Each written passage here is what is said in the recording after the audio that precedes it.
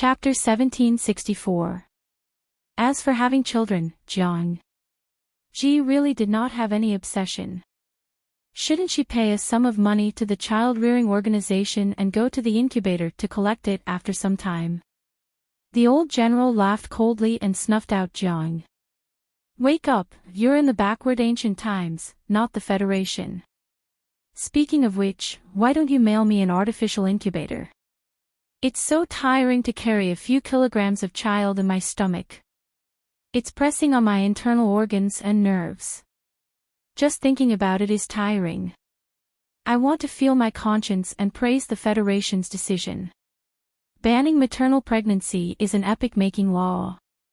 After squeezing Wei Ci dry yesterday, she was as lazy as a salted fish today, perfectly acting out the Gu lie that salted fish talked about. Oh, coupled with her half-closed dead fish eyes, she instantly replaced the Gu lie as the new generation of emoticons. You Abba, then how are you going to explain to outsiders about the child? His stomach hasn't even grown and he's carrying a big fat baby every 3 to 5 months. How are you going to convince everyone that this is their young master? In the eyes of outsiders, this is Jiang Ji adopted a child from who knows where. There's no guarantee of quality. Who knows if he's a good master? Jiang Ji heard this and thought she had a chance. She quickly sat up like a carp, sweeping away her previous dispiritedness and laziness. Can you mail it now? If it could be mailed, it would be perfect. Everyone could create as many young masters as they wanted. They could form a football team every year. You Abba, no, give up. There's no such thing. Jiang. When Ji heard this, he rolled his eyes and continued to lie on the ground. He was like a punctured balloon, instantly deflating. Old General, maternal pregnancy is against the law. How can I break the law knowingly? Jiang Ji couldn't do anything about it. But as a high-ranking official in the Federation military, she couldn't do that. You Abba, nonsense. You can just say that you want to see others scratching their ears and cheeks. Why do you have to make such a big deal out of it? Every time people talked about young masters, Jiang Ji would look like she was watching a good show. Wasn't she afraid that things would turn out badly? Follow Jiang. As Ji grew older, the problem of having children would become more and more serious. People's hearts would waver and something might happen. Old General kindly remind Jiang Ji said that, but this damned child refused to listen. She laughed and joked. Am I such a childish person? Of course, she wouldn't do something pointless for the sake of such a vile interest. If he repeatedly made his own people worry, he would become bitterly disappointed as time went by. She had been dragging on and refusing to have children. Firstly, she wanted this life to be as close as possible to the previous life in Wei Ci's memory. She wanted Feng Yu to be Feng Yu and Jiang Yan to be Jiang Yan, even though she knew that this was impossible. Even if the parents were the same and the embryos were conceived at the same time, it was impossible for them to be exactly the same, let alone at different times. He was afraid that apart from the name, everything else would be different. As a human of the Federation, deep down, Ji Yunshu did not have any feelings or obsession towards the bloodline of his children. If children were a form of comfort to Wei Ci, it did not matter whether he gave birth sooner or later. Apart from this, she had an even more important reason. Ginger. The body that Ji was currently using, Lu Shi, was born into a landowning household. Even though she had no connection with the Lu family and had left the sect in her early years, she was still a member of the Lu family. Ginger. Ji Yunshu wanted to see when they could no longer sit still. If they could no longer sit still, she could take the opportunity to end things with the Lu family and restore her original name. Although a name was just a code and it was common to change one's surname, it was still quite annoying to be called Lu Shi all day long. The traces left behind in the future also belonged to Lu Shi. All the rise and fall of glory and disgrace had nothing to do with Ginger. Ji had nothing to do with it. This was intolerable. Your Abbe, TSK, I remember someone once said that official titles were worthless. Jiang. Ji laughed and said, nonsense. Isn't leaving a name in history to show off to the future generations? Otherwise, what's the point of living? Your Abbe, a capricious woman. Jiang. Ji said, children are indeed troublesome. I don't even have the experience of raising a child, let alone giving birth. Your Abba, it's fine as long as your little man knows how to raise children. I don't think anyone expects you to teach children well. Jiang. Ji Yunshu was not a teacher. No matter how good a seedling was, it would be a waste in her hands. She might even mislead the children. I said that he's an adult. What little man and little man? Listening to it, she had the illusion that she was raising a wolf puppy. Your Abba, do you need me to go through the definitions of adulthood and underage in the federal law? Jiang. Ji was speechless. She could not continue the topic. She wanted to continue lying in bed, but the chores outside would not give her the chance. I thought that a winner in life should be able to earn mountains of gold and silver without doing anything. Jiang. Ji Yunshu was not afraid of the cold, but she did not like the feeling of being surrounded by cold air. Even if there was carbon in the room, it was easy to be poisoned by carbon monoxide because of poor ventilation. It was much colder inside than under the covers. She muttered and complained, I'm already the most powerful feudal lord in the world, and I'm only one step away from becoming the emperor. Why do I have to worry about selling noodles to earn money from selling cabbage? I wake up earlier than chickens, sleep later than dogs, eat worse than pigs, and work more than donkeys, if one were to talk about envy, Jiang. Ji Yunshu was most envious of those muddle-headed rulers who used all the resources in the world to support one person. There were 3,000 beauties in the harem, and it would take 10 years to sleep with one of them in a day. Of course, this was purely the imagination of poor scholars. Just like the joke that the salted fish told her a while ago, the peasants guessed that the emperor used a golden hoe to work in the fields, and the empress used a golden mallet to wash clothes. It was impossible to have 3,000 beauties, but it was possible to have dozens of them. Jiang. Ji Yunshu only had Wei Ci, and the jealousy of a young man was great. As for her, carrying a golden hoe to work every day was not as good as working in the fields. The salted fish were not happy. Tudu Feicho, streamer, before you say this, feel your conscience first, and then look at Zixiao and the rest, okay? If it was Jiang. Ji Yunshu could still earn some cabbage money, but Wei Ci and the rest would be spending their youth and energy instead. Jiang. Ji Yunshu was too lazy to look at them. This was clearly her live stream, but the fans were all other people, and from time to time, they would diss her for their idols. Forgive her for being blunt, but the idols that these salted fish used to be fans of were now middle-aged uncles in their 30s. Lanting Shangxue, that's the charm of a mature man. She didn't know if that group of people had good control over their bodies, or if they ate too little meat, but almost none of them had put on weight in their middle ages. They didn't have beer bellies, baldness, or greasy skin. They were still elegant, cultured, and tasteful. To be Jiang. When Ji Yunshu saw Huang Song, she took back her words. She had been busy the entire afternoon, and Jiang. Ji Yunshu couldn't be bothered to get the kitchen to cook, so she found a restaurant to eat something, and ended up meeting an old friend. She glanced at Huang Song's stomach, then at his face and chin, feeling very sad. Did you cultivate the 9 return to 1 grand technique? Huang Song was very puzzled. What 9 return to 1 grand technique? Jiang. Ji Yunshu stared at his stomach. The muscles in your body have fused together.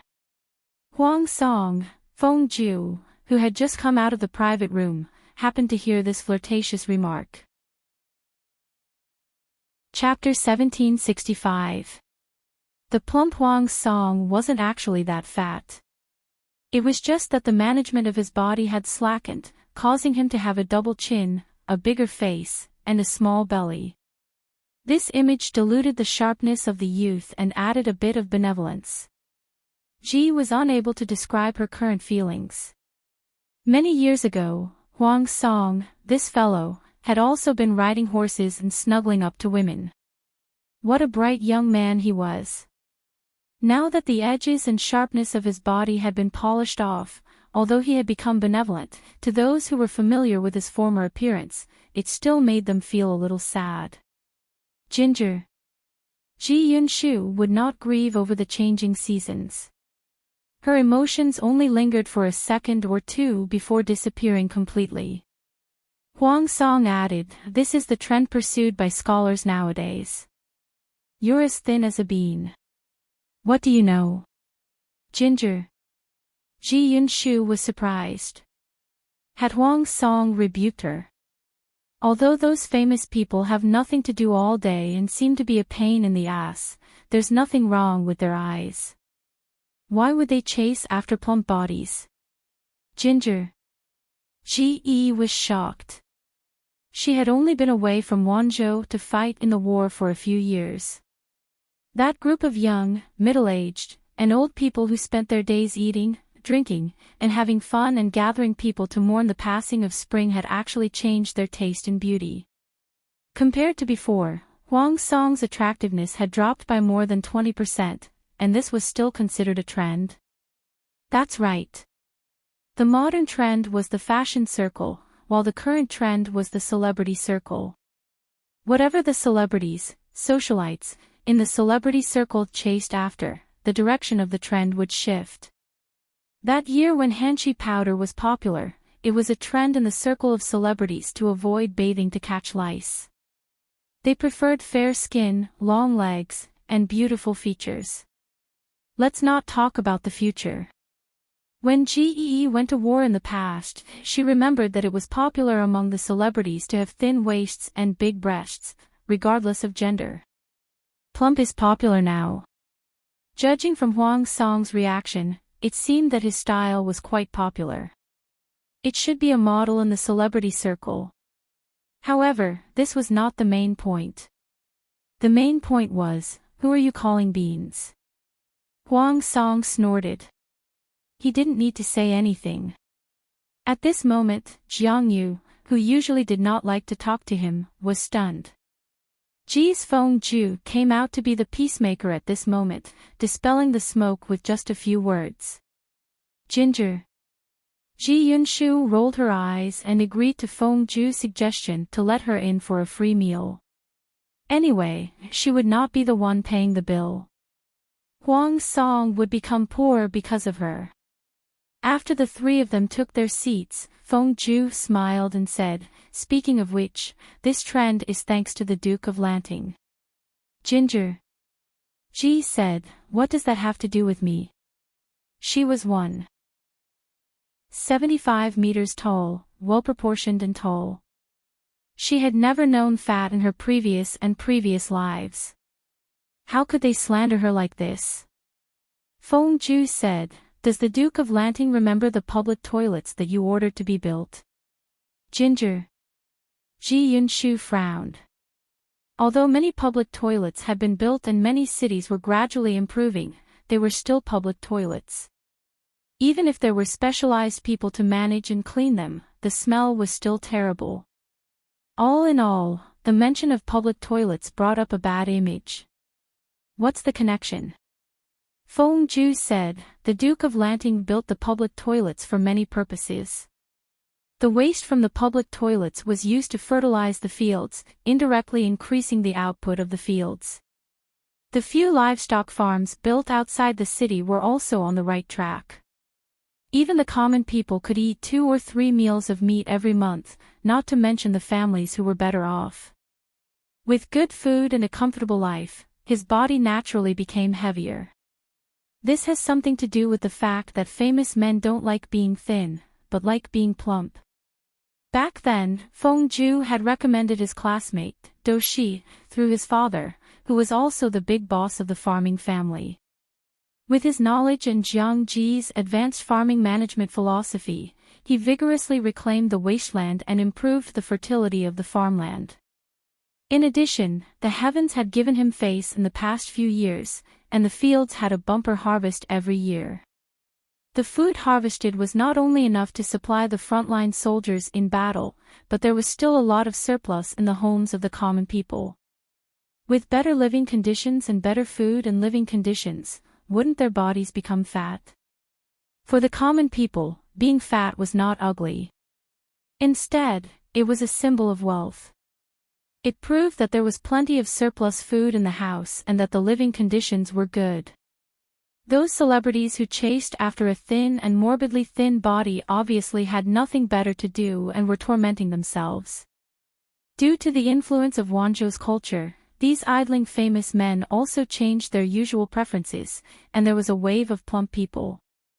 Jiang Ji smiled and said, "In that case, this is indeed due to me.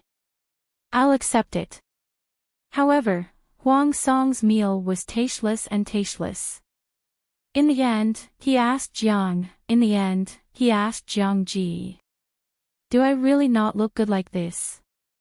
Jiang Ji said, "It's easy to get rich when you're fat, and it costs a lot of fabric." Huang Song was speechless. A few arrows pierced through him in succession. Jiang Ji added, "I remember why. He's also a famous man. Don't you see that he's no different from before? Don't just follow the trend of famous men.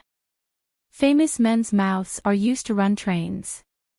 Huang Song was speechless. He turned to look at his little friend. He was still as handsome as ever. Huang Song looked down at the small puddle on the back of his hand and felt even more stifled. Feng Zhu secretly glanced at Jiang Ji. Didn't say anything. This meal was paid for by Feng Zhu. This Feng Sanlang was rich, but he wasn't poor. Ji ate 7 or 8 times more than what he and Huang Song paid for the meal, but he didn't even frown. Jiang Ji felt at ease. On the way back, he pondered about what was wrong. Feng Sanlang is expressing his goodwill to me, but he doesn't look like he has any plans to become an official, if he was sincerely convinced by Jiang. With Feng Zhu's pride, he wouldn't want to go to Jiang Ji had a good impression of him in front of Ji so that he could make a good start. He would most likely follow Feng Jin's path and start from the bottom instead of landing out of nowhere. Therefore, Feng Zhu's display of goodwill was a little strange. Jiang Ji turned around to test Feng Jin. She asked if his bratty brother was agitated or if he was being pressured by his family. Feng Jin was silent for a long time after hearing this. He said with a strange expression, "Perhaps." "Why?" "He just wants to be friends with you, my lord." Jiang Ji was speechless. Was he playing a friend? Feng Jin said awkwardly, "Why?" "This child has always liked to think that he's smart and a little naive. My lord, please don't be calculative with him. No matter what, he would first belittle his brother, lest his lord got angry and find someone to settle scores with." Jiang Ji smiled and said, "This friend is interesting. He's worth befriending." It was not impossible to be purely friends without mixing interests and politics. That night, Jiang Ji asked Wei Xi about Feng Zhu. She only knew that Feng Zhu was her first aid in Wei Xi's life. But in this life, this guy followed Huang Song. Ji did not expect to poach him, so she did not ask about many things in detail. Now that she was interested, she wanted to know more about Feng Zhu. Wei Xi let out a sigh and briefly explained what had happened. Jiang Ji pinched her chin and said, why does it sound like my life was a tragedy? Wei Ci said, after all, Feng Zhu was born in the Feng family. No matter how rebellious he was, the family was his natural responsibility. In order to protect the family, Feng Zhu might not feel good about going against his former best friend, who was now the emperor. What about you? Wei Ci smiled very sadly. Isn't my clan leader the Lord? Chapter 1766. Ji looked at the middle-aged Huang Song, then turned to look at Zixiao. Jiang. Ji realized that someone was still too thin. Hence, she had a new hobby recently. She would feed Wei Ci when she had nothing to do. In the words of the salted fish in the live streaming room, it was a large-scale scene of dog abuse. Yet, they watched happily and wished they could die of sweetness. For example, the following scene, is it sweet? Jiang. Ji stuffed a lemon-flavored lollipop into Wei Ci's mouth when he wasn't paying attention. Wei Ci had recently gotten used to the strange sweet food that his lord had gotten from somewhere. It looked strange but tasted very good. He was stunned for a while and was about to taste it carefully. He didn't expect someone to take the lollipop away and lean forward to kiss it. She smacked her lips and said, "It does taste quite sweet." Wei Ci was speechless. His lord's various flirting methods were really unbearable. Wei Ci was not used to it at first, but he calmed down after a few times. Jiang. Ji returned the lollipop to him and said with a smile, "It's a new flavor. I heard it's a limited edition Christmas." Although Wei Ci was in his early 30s, he actually liked sweet food. However, the sugar-making technology in this era was very backward. Artificial sugar was mostly made from starch. The sweetness was not strong and impure. The finished product was not easy to preserve and the production was very low. Even landowning households couldn't eat sweets as they pleased. For example, stone honey, a solid product made from sugar cane, was still a precious tribute during the Great Xia dynasty. Not many people had the right to enjoy it. Now the technology had improved a little, but the supply was still limited. Those who were not rich were not qualified to enjoy it. Jiang. The snacks that Ji took out were bought by the old chief. They were beautifully packaged and had a wide variety. Wei Ci was not used to this kind of thing at first, but he deeply liked it after eating a few more pieces. Jiang. Ji was also happy to feed him. It sounds very precious. Wei Ci did not ask where these things came from and deliberately ignored this point. His lord was special. There was no need to make a fuss if she had some inhuman means. Jiang. Ji said, "It said that Christmas is a foreign festival. The products produced during the festival are produced and sold in limited quantities." Wei Ci asked a question that came from the bottom of his heart, "Sell it better?" "No, sell it more expensive." Jiang. Ji Yunshu said, "It's just a gimmick. It's nothing more than making use of people's mentality of the rarer something is, the greater its value, to inflate the price of the item. It's still the same thing, just that it's being sold under a different name, and the packaging material is different." Wei Ci was a little surprised when he heard that. He did not expect that there was such a business method. The merchant who came up with this method is indeed a genius. This seemed like a strategy used by strategists to plot against the human heart. Ginger. Ji laughed. Aren't businessmen supposed to earn the most money with the least cost? If you're not talented, how can you earn money? Wei Ci said, "But if that's the case, isn't it too unfair to the people who sold the goods? It is not advisable to disrupt the market price. Merchants made too much money. They could earn several years' worth of ordinary people's money just by reselling their goods. Wouldn't the people be jealous? At that time, every household would follow suit. who would be willing to farm in peace? Without food production, the entire society would be in chaos, and there would be endless troubles. Wei Xiai knew that promoting commerce was beneficial to economic development, but he also had to restrain the merchants to prevent them from harming the country. If it's a healthy competition, it's fine. Ji said, I have the intention to support the merchants, but I won't let them bite me when they grow too big. From the beginning, I have to set up complicated rules so that they are always under my control. The people's agricultural taxes should not be too high or too heavy, but tax is the foundation of a country. If the taxes related to agriculture are too little, it will naturally have to be made up from other places. Wei Xiai laughed. My lord is indeed not willing to suffer losses. Jiang Ji said, of course I'm not willing to suffer losses no matter what. She saw that Wei Xiai loved sweets so much, and an idea popped up in her mind. She could not always let the old chief buy on her behalf. Who knew what messy place he would go next time, and what would happen if there was no sugar? She might as well develop it herself and improve the current sugar production process. When Wei Xiai heard that his lord wanted to expand the scale of sugar cane cultivation, he suddenly had a déjà vu. My lord is only doing this because of Xiai.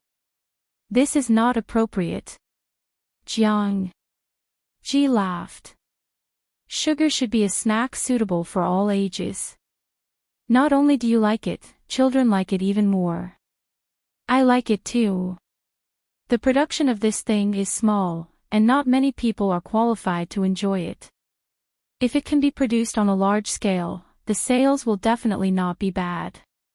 Wei Xiai said, but this thing is not a necessity. How can we waste precious arable land for it? Jiang Ji said, look at Wanzhou. Because the people's lives are rich, the circle of celebrities now has a trend of plentiful beauty.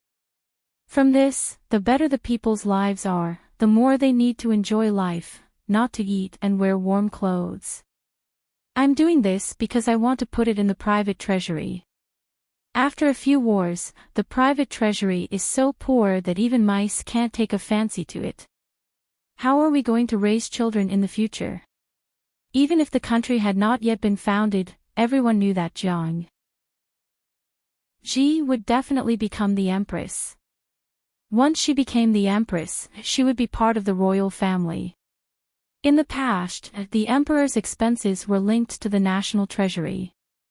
Since Ji's debut, her private and public treasury had been independent.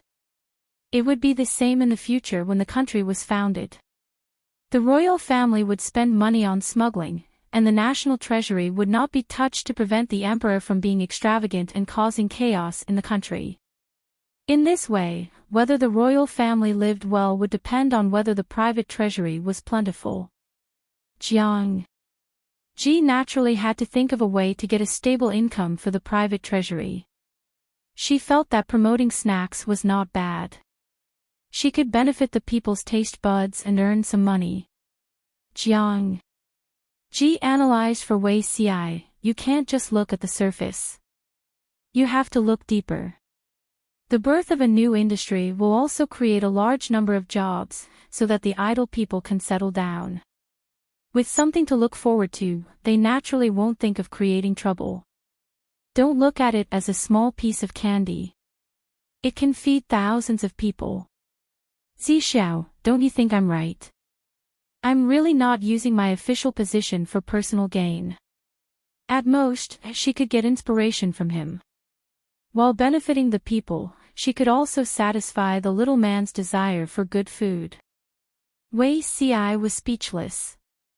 He clearly knew that his lord had made up this excuse, but this person had the ability to make her words sound convincing. The so-called sugar in this era was mostly maltose, commonly known as maltose or marinated sugar. The other was maltose. Sugar was made from sugar cane, but it was very rare because sugar cane was precious and the production was low. Only the nobles had the right to enjoy it. Jiang Ji had made this decision on a whim, but the people under her could only bitterly carry it out. There was no choice. They couldn't win against their lord. His lord wrote down in detail how to grow sugar cane, how much sugar cane could be produced from 1 mu of land, how to extract the syrup to make sugar, and the production process of various flavors of sugar. At the end, there was a large analysis. She calculated how many jobs this industry could create, how many people could have jobs, and the final profit. It was reasonable and well-founded. Chapter 1767. By the way, sugarcane cultivation requires climate. Send someone to Nanxing to find a suitable place. That place has experienced war. There are poor refugees and idle wastelands everywhere. It's more convenient to recruit people and circle the sugarcane cultivation area. Who's going to do this? Jiang. Ji glanced around and randomly picked a few newcomers with better reputations and honest personalities. She sent them on a business trip. The newcomers were stunned by this pie that fell from the sky. They were so happy that they didn't know what to do. Did they think that this was Jiang? Ji Yunshu valued the performance of their abilities. Ji felt that this matter was not difficult. Sending capable people out was like killing a chicken with a butcher's knife. It was a waste of human resources. Yes, this was a beautiful misunderstanding. It also made the newcomers more motivated. Feng Ju smiled and teased, "Second brother, how do you feel after meeting such a master?" He heard that Jiang Ji had gathered everyone to announce the matter of planting sugarcane. From the proposal to the implementation, it only took a day. Such high efficiency was not only reflected in Jiang Ji's power and influence among the officials. At the same time, it also showed her ability. She used absolute facts to convince everyone and imperceptibly gave everyone the impression that she was right and there was no need to refute. She was not an incompetent master who made the officials clean up the mess on a whim. They just had to believe in her. With such a wise master, ordinary mediocre people naturally yearned for it. However, for those who were full of talent, it was a little depressing because this master had done what they should do. She had blocked their path and almost made them have nowhere to go. Sugarcane was originally a luxury item. If it was planted on a large scale, the profits could be imagined. According to the normal process, it would take at least half a month of discussion before a decision was made. In the end, it only took a day. The detailed procedures were not given by the officials, but by the master. Feng Jin said, very tiring. High efficiency did not mean less work. How many days did Feng Jin take off in a year? Every day when he opened his eyes, his mind was filled with all kinds of work. He was busy with this and that, like a spinning top. Feng Ju said, "It's indeed tiring." Feng Jin could not help but roll his eyes at his brother. His gaze was saying, "You're a famous scholar who eats and drinks all day. How would you know how tiring it is? Now that you know you're tired, why don't you share your brother's burden?" Feng Ju said, "How?" He had made it very clear last time that his elder brother would not persuade him to become an official, so how could he share his elder brother's burden? Feng Jin said, "You don't have to worry too much about Chongqing. Take care of my niece and nephew. Little brat." Huang Song's daughter was being raised as a precious pearl, but his own nephew and niece did not care about it. Was he siding with an outsider? Go take care of the baby. When Feng Ju heard that, his face darkened. His own children, Huang Song's youngest daughter, and his second brother Feng Jin's 2 sons, was he being treated as a kindergarten teacher? He couldn't do that. If he did, he'd be done for. Because there were no effective contraceptive measures, pregnancy could only be given birth. Feng Jin and Wei Jingxian were young and healthy. In recent years, other than Chongqing and the eldest son, they had another son. Who knew if there would be 2 more in another 2 years? Er Xiong and Er Saw were still young. There were many couples in their 30s who had children. You're not willing. Feng Jin raised his eyebrows. Feng Ju forced a smile and resisted the urge to vomit blood. How can that be? My 2 nephews are as smart as second brother when he was young. I like them very much. Don't give birth, he couldn't handle it. As a talented person with a high IQ, Feng Ju didn't want to take care of babies for the rest of his life. Little did he know that his good sister-in-law, Wei Jingxian, thought the same. She married Feng Jin and gave birth to 3 children. The burden of childbirth was too great, and it took up too much energy. Now she was a little worried. Because of this, she even had the idea of letting Feng Jin take a concubine. Landowning women let their cheap concubines share the burden of childbirth, and there were many who treated them as byt. The Feng family was born in a prestigious family, and their ancestors were prominent. It was not out of line for Feng Jin to take a concubine. However, this idea only flashed through her mind once before it was extinguished by her. Wei Jingxian was not an ordinary landowning woman. She had worked in the government office for so many years. At the same time that her ability was trained, she had also climbed to a high position. Her thinking was completely different from when she was still married. Her husband was not heaven. He belonged to her alone. Whoever touched him would die. However, pregnancy was really a burden. Wei Jingxian could only privately send people to find effective contraceptive methods. Feng Jin also knew about this, but he turned a blind eye to it. 2 sons and a daughter, all 3 of them were born by the legal wife. This was not a small family. Having more children would also be a burden. The Feng family did not pay attention to having more children, and they had always valued quality over quantity. After all, the resources given to each child by the family were limited. Having 1 more child meant that the other children would be given more. In the end, all the children would not be able to achieve anything. Why bother? Obviously, not everyone had the same awareness as Feng Jin. More people still wished to have more children and more blessings. However, they did not consider the burden and pressure that having more children and blessings would bring to the women. Jiang. When Ji passed by, she heard the gossip of the women's department. The original members of the women's department were a group of literate women who were rescued when they conquered Xiangyang district. After so many years, some of them found a home and left, but there were also some who stayed after marriage and became the pillars of the family. There were also new people who filled in here. They belonged to a special department with real power. Jiang. Ji heard them chatting during lunch break. When they privately complained about childbirth, she revealed a thoughtful expression. Old leader, Jiang. Ji stuck out her buttocks.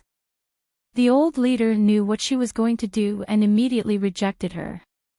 Your Abba, if you don't want to be taught a lesson, I advise you to keep your thoughts to yourself. The last time I bought a few hundred boxes, I don't know how many he used. Old leader, what are you talking about? I'm a decent person. Ji looked serious. I'm asking you if there are rubber trees over there. She would rather produce it herself than rely on the old leader to buy it for her. Jiang. Ji's history was not very good, but she remembered that the original BYT was a latex product. It would definitely not be a problem to research in this direction. Thinking of this, she felt a headache coming on. Once a woman became pregnant, not only would the woman be punished, but the man who impregnated the woman would also be thoroughly investigated. If the 2 were a couple, both of them would be sent to jail for a period of time, and the fine would be very heavy. If the woman's pregnancy was not voluntary, the time the man would spend in jail would be based on the woman's age. The minimum would be 10 years. The younger the woman was, the longer she would spend in jail. The maximum could be up to 100 years. The man would be sentenced to chemical castration. Even if he was released from jail, he would wear a special ring on his hands and feet that could not be removed for life. Once the distance between him and the woman was less than a certain distance, it would sound a warning and he would be electrocuted. Under such circumstances, the contraceptive surgery in the federal hospital was especially popular. Gradually, there was no market for adult products. Developed to Jiang. In Ji's era, she only knew about BYT from textbooks and documents. She knew that BYT in the early days of interstellar life was extracted from some kind of interstellar creature. It was easy to use and could be perfectly degraded without polluting the environment. But the earlier BYT, as a bad student, she only knew that it was made of latex _ smiley face angle _ your Abba, Jiang Xiaozhou, you've really opened my eyes. Asking her to buy rubber trees just to make BYT. Chapter 1768. Is the old general praising me or insulting me? Jiang. Ji's intuition was leaning towards the latter. She couldn't help but feel wronged. Although adult products were private items that were difficult to talk about in this era, the old general was from the same era as her. How could he be so shy as to avoid talking about it? Don't underestimate the adult industry. It was a fertile land that had yet to be developed. There were huge business opportunities. Your Abba, what do you think? What do you think is worthy of my praise? No matter what rubber is used for, it's more useful than torturing BYT, right? The old general didn't think of Jiang. Ji was so useless. This wasn't using a butcher's knife to kill a chicken. It was clearly using the ninth heaven Xian thunder to kill an ant. Your Abba, your performance is enough to make you a disgrace among transmigrated women. You can't even compare to a Mary Sue. Commit suicide to atone for your sins. Jiang.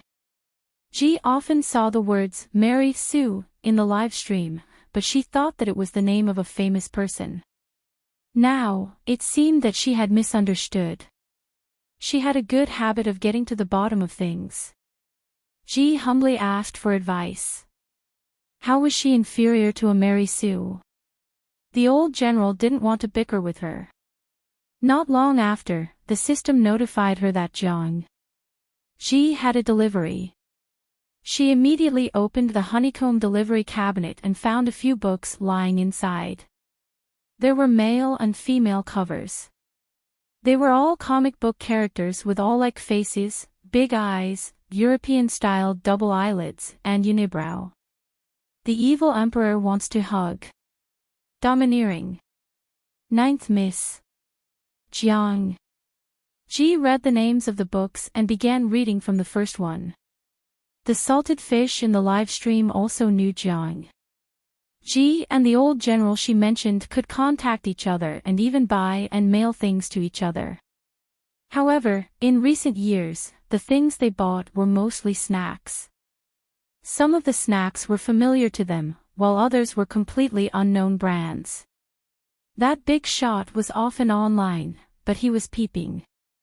Many salted fish guessed that the big shot was Jiang Ji's admirer. There was no lack of salted fish with strange ideas.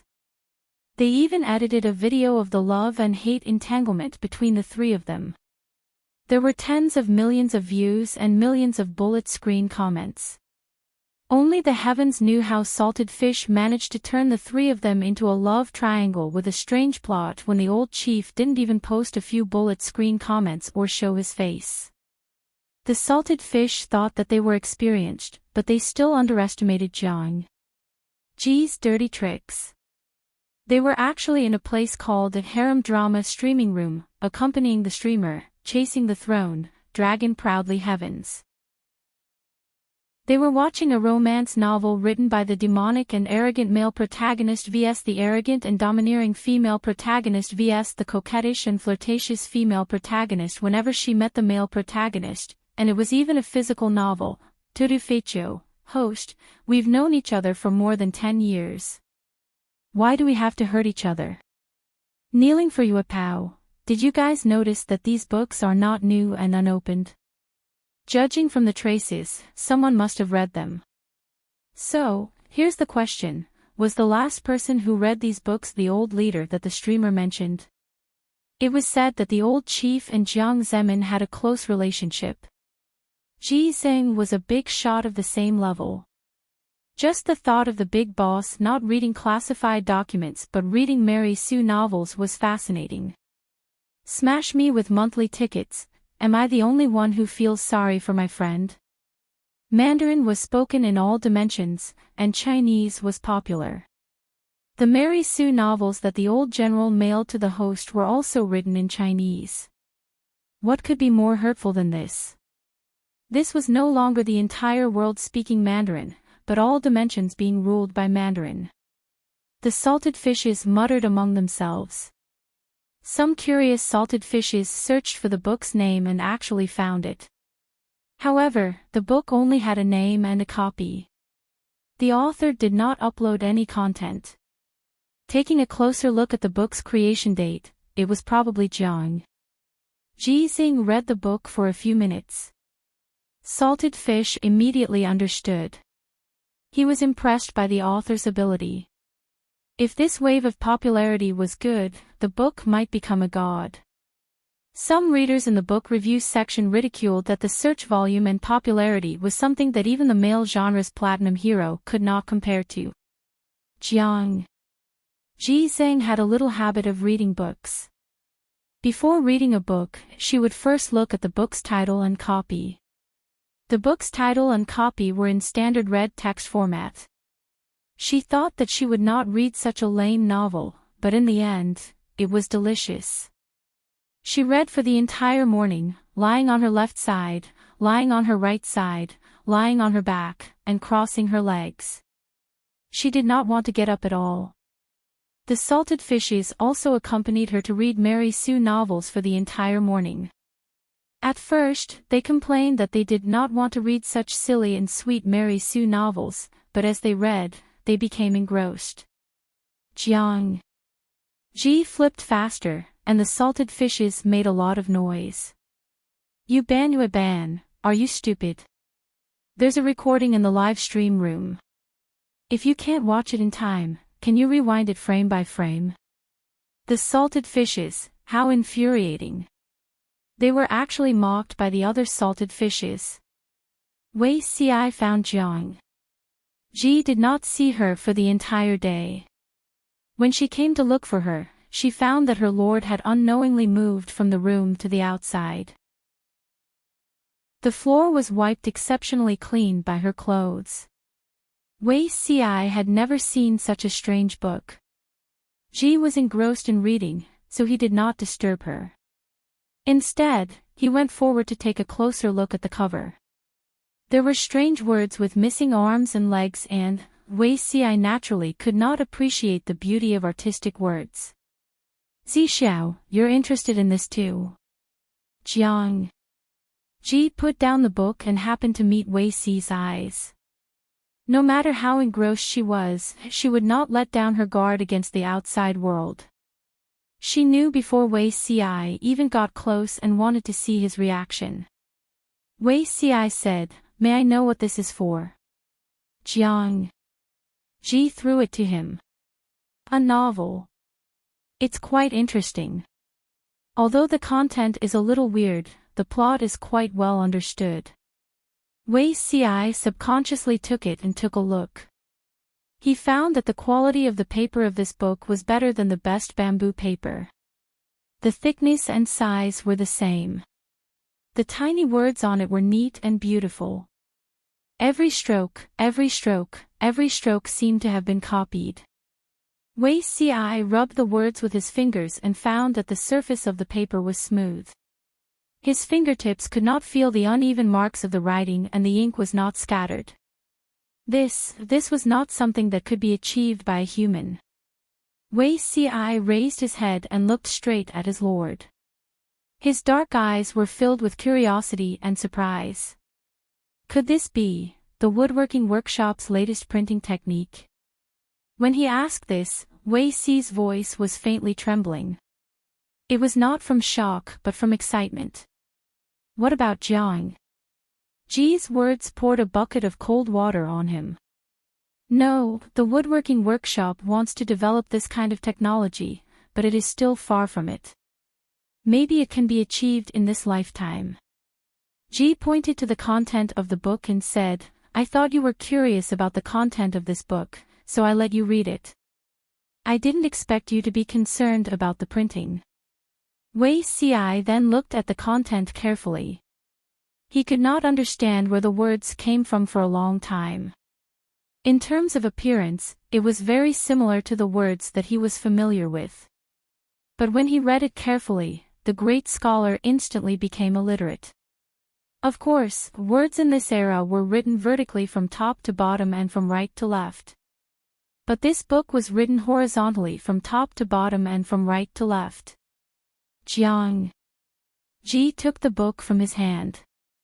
The corners of her lips curled up with some evil intentions. Chapter 1769. There were many extremely embarrassing descriptions in this book. She only hoped that Wei Si would not be too frightened. Just as she recited a paragraph, Wei Si frowned in confusion. What is the Dark Shang Emperor? Ginger. Ji glanced at it and said, male lead's name. Wei Si said, since ancient times, a single character is the most precious. Moreover, who would give their child the character Shang? Did he think the child didn't die early enough? It's probably a random combination by a naming software. After all, as you know, many novelists hate to give people names. It's too difficult to give people names. Ge could not help but grumble. Permutation and combination means to randomly pick 3 words to form a name. Wei Si took a deep look at his lord and did not make a sound. His lord also had a hard time in naming. Ginger.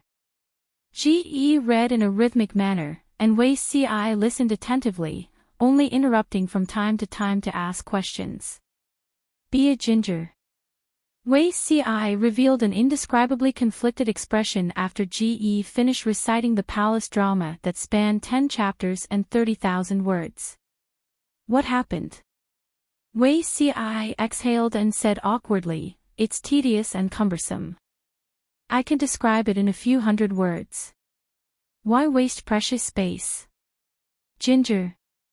Ji Yunshu said, don't you find the psychological analysis of these characters quite interesting? Wei Si said with a pained heart, even if it's just a tiny character, no matter how densely packed it would still take a lot of ink and waste paper. Ginger.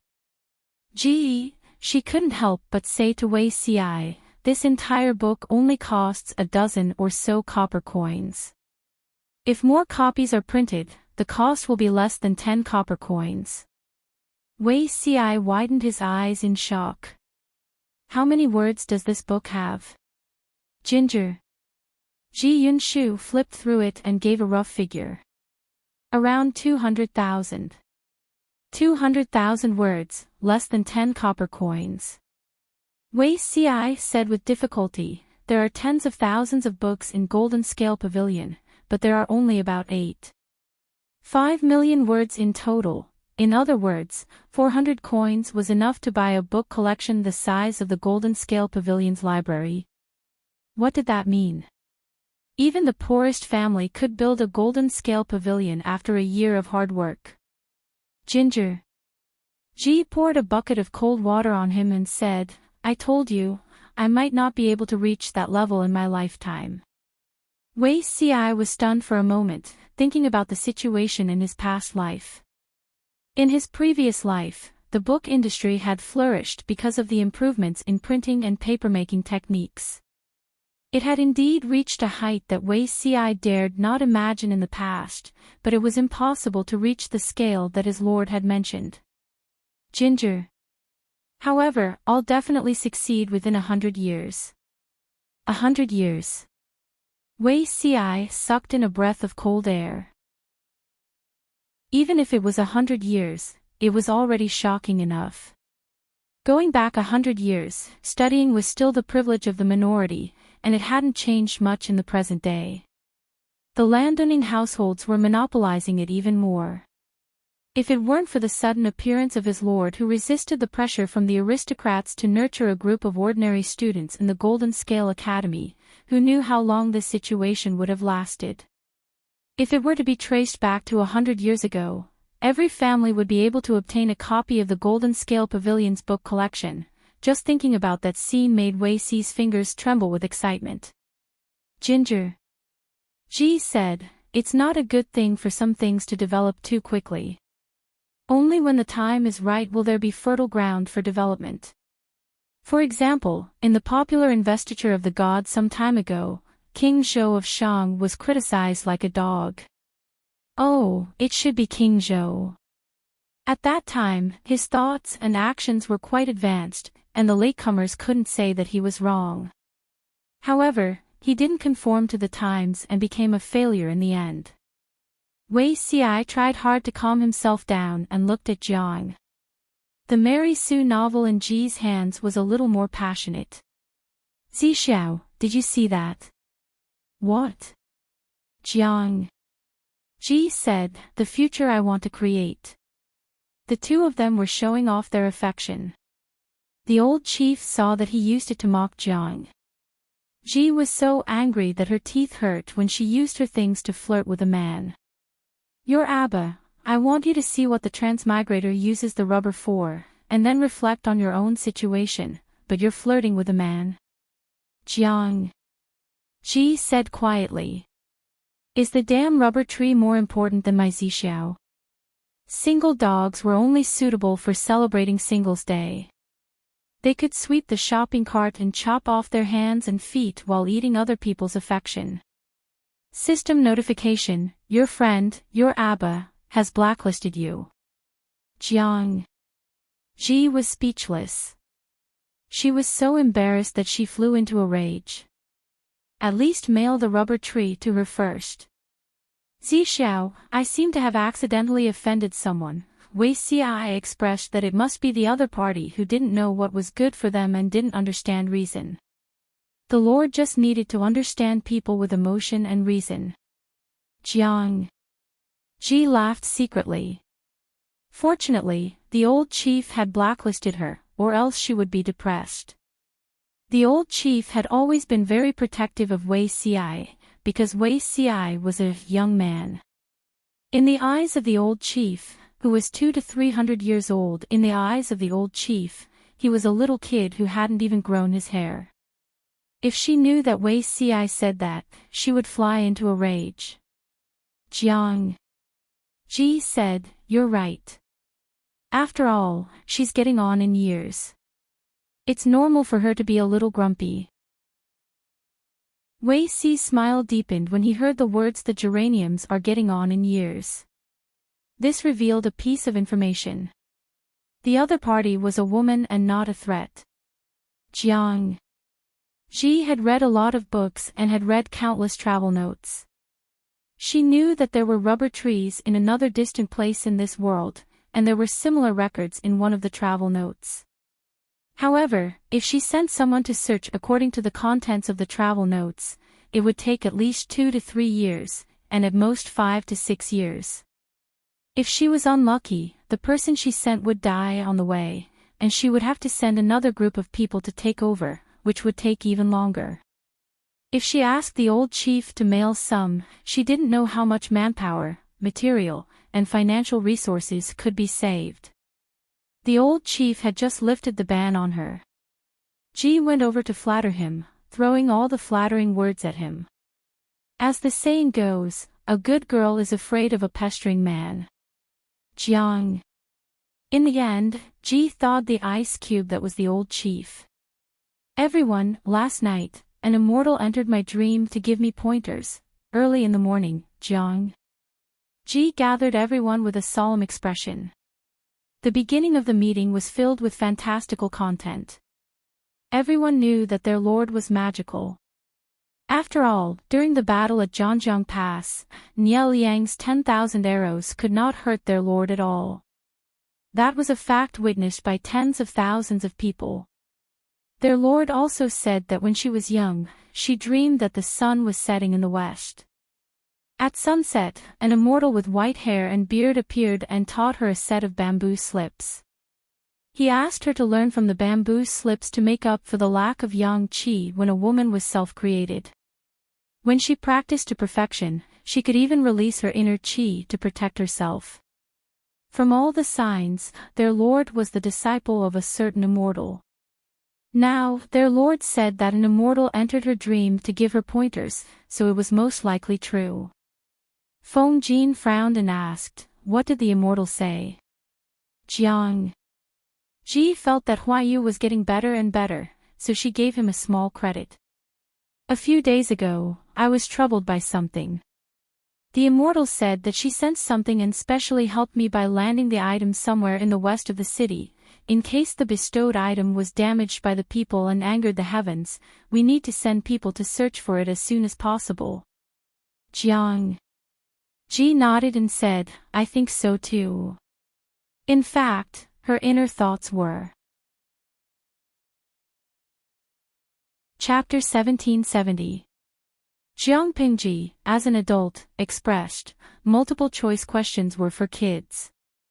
Of course, an adult would want all of them. However, the old general who harbored evil intentions poured a bucket of cold water on her head. She was so excited that her heart turned cold. Rubber trees were not suitable to be planted in Dongqing, let alone in Wanzhou. They would die if they were transplanted there. That's not right. Why are they not suitable? Jiang Pingji dug out the relevant plot of the Mary Sue novel in disbelief and went through it from beginning to end. There was nothing wrong with it. There were too many species in the interstellar era. Jiang Pingji was not a plant expert, so she naturally did not know the living habits of rubber trees. "You Abba, it's too cold over there. The seeds I gave you can't germinate. The 2 specimen trees can't be transplanted either."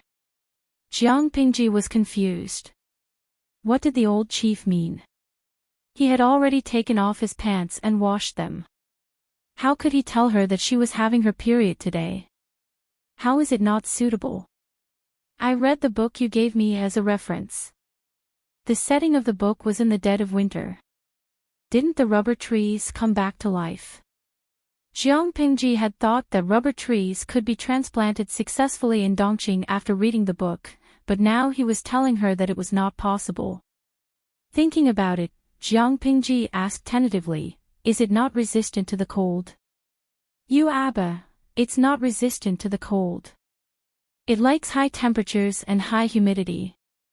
I checked and it said that it will be frozen below 5 degrees Celsius.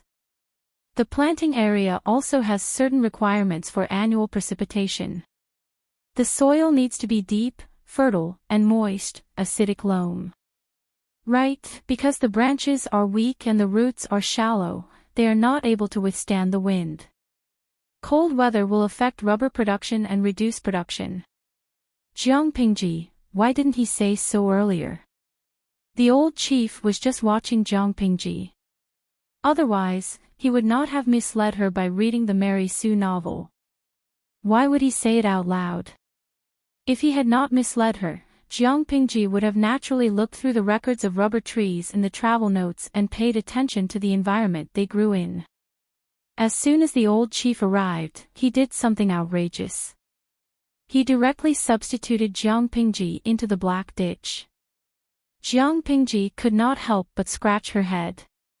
In that case, the most suitable place to plant rubber trees should be the southern part of Nanqing and the original fiefdoms of the 4 factions of Nanman. I need to rearrange the manpower there. However, since he had gotten the seeds, he had to give it a try. You can first place the seeds in a greenhouse and simulate the hot and humid environment in the south to cultivate the seedlings. After a few months, you can transplant them to Nanqing. Time was precious and should not be wasted. Jiang Pingji did not want to be taken advantage of by the old chief. She immediately asked the old chief to send her a few barrels of latex. "Your Abba, what do you want latex for? She bought a plane ticket worth a few thousand RMB and flew to the destination to dig up 2 rubber trees. He also sold her hundreds of caddies of seeds. According to the shop owner, the germination rate of these seeds was very high and the quality was trustworthy. After doing all that, he asked her to mail a few barrels of rubber latex. TSK, Jiang Xiaozhou, have you paid me for my hard work? No, not a single cent. What a fickle woman. Jiang Pingji said, Dongxing can't plant the rubber trees you sent here on a large scale. The temperature here is below 0 in winter. Won't the rubber trees freeze to death? Without a tree, latex can't be produced. Without latex, how can we study the 108 uses of latex? Jiang Pingji was righteous as a gangster. If the old chief helped her now, wouldn't he be helping himself in the future?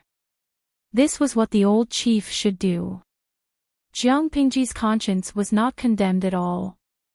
She ordered him around with great vigor. After a while, Jiang Pingji did not receive an answer from the old chief. Instead, she received a golden notification from the system. Your friend, your Abba, has blacklisted you. Jiang Pingji. What had the old chief experienced in the years since he retired? To be honest, her temper was getting worse. She blacklisted people for no reason. In just a few days, she had blacklisted her twice. Was she really going through menopause? Although she was blacklisted, Jiang Pingji was not worried that she would be blacklisted forever. She sent someone to count the rubber seeds one by one and put them in the warehouse. Although she did not know much about rubber tree seeds, based on her experience as a genetic warrior, she concluded that the seeds were poisonous.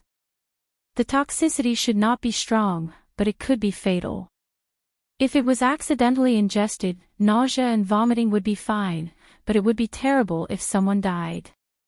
After doing all that, Jiang Pingji threw the misleading Mary Sue novel aside and ignored it. Wei Ci was very interested and asked her for the book. What's so interesting about this book? Jiang Pingji's attitude was typical of eating with one's bowl and cursing after putting it down. She had finished reading the novel and enjoyed herself. Now she only felt disgusted. She was not ashamed but proud of her double standards. Wei Ci said, there are many things worth learning and studying. What's there to learn? It's the same as when men and women practice together. After a moment of comfort, it becomes boring. Wei Ci's ears turned red as he listened. His resentful eyes fell on Jiang Pingji. He asked, is it the same, my lord? Will it be boring too? Jiang Pingji's strong desire to live made up for it, so as not to hurt the little man's self-esteem. Wei Ci did not say anything else. He left with the books. The evil emperor wants to hug the domineering ninth mistress. His back was full of accusations. Who was he accusing? He was accusing Jiang Pingji, the big pig trotter who fell out with him before he even put on his pants. Haha, boring. Then he should obediently cultivate his body and mind. Jiang Pingji reached out to Wei Ci's back, but she could not stop him. When she looked up, the screen was densely packed with bullet screens that mocked Jiang Pingji for being single because of her ability. A few people were clamoring to be the one to take over. Piao Kusei, I feel sorry for Zixiao. This kind of flirtatious words hurt a man's self-esteem. Yi Manqing Mao, the streamer is indeed a model straight woman who is single because of her ability. Piaoling Yushang, I'm an honest man. I want to take over Zixiao. Do I queue up to receive it or go through the procedure? Dong Dong Xia Hua Kai, to the one above, go through the procedure and fight with the streamer. If you win, you can be the one to take over. Jiang Pingji was angry. These salted fish were getting bolder and bolder. They even dared to covet her Zixiao. Although the salted fish said flirtatious words, it did not mean that they did not do anything serious. Chapter 1771. I'm the hottie, is that enough? Jiang. Ji yawned and used a fan to dry the ink on the page she had just copied. Of course it's enough. I've even written down how to collect latex when rubber trees produce latex. Isn't that detailed enough? The salted fish felt that it was not enough. They should add a more detailed latex processing method, which could save them a lot of detours. Jiang. Ji chose to refuse. Some things could be done simply by spending time, such as finding rubber trees and seeds, summarizing how to cultivate and how to prevent diseases from the local natives. These things could be done by spending time, but Jiang. Ji didn't mind using a cheat to shorten the process. Once it came to the research field, she didn't want to continue using a cheat. Using a cheat meant depriving them of the process of research and exploration. At the same time, it also erased the infinite possibilities of the future. She was willing to guide them even if they took a detour, because it was a process of accumulating experience. Without this process and the spirit of research, the technology tree could only stagnate or even go backward. Every year, she supported the people in the woodworking workshop with a high salary. She didn't want to raise a bunch of useless people who could only wait for ready-made products. Let them figure out how to use latex to make the finished product I want. I can only give them some suggestions at most. Although the old commander was blackmailing Jiang, Ji was released after being locked in the small dark room for a few hours. He also sent her several buckets of fresh latex. The old commander was a hypocrite. His words were arrogant and his actions were tough, but his body was very honest. Jiang. Ji couldn't help but say something flirtatious, but the old commander scolded her angrily. I'm magnanimous.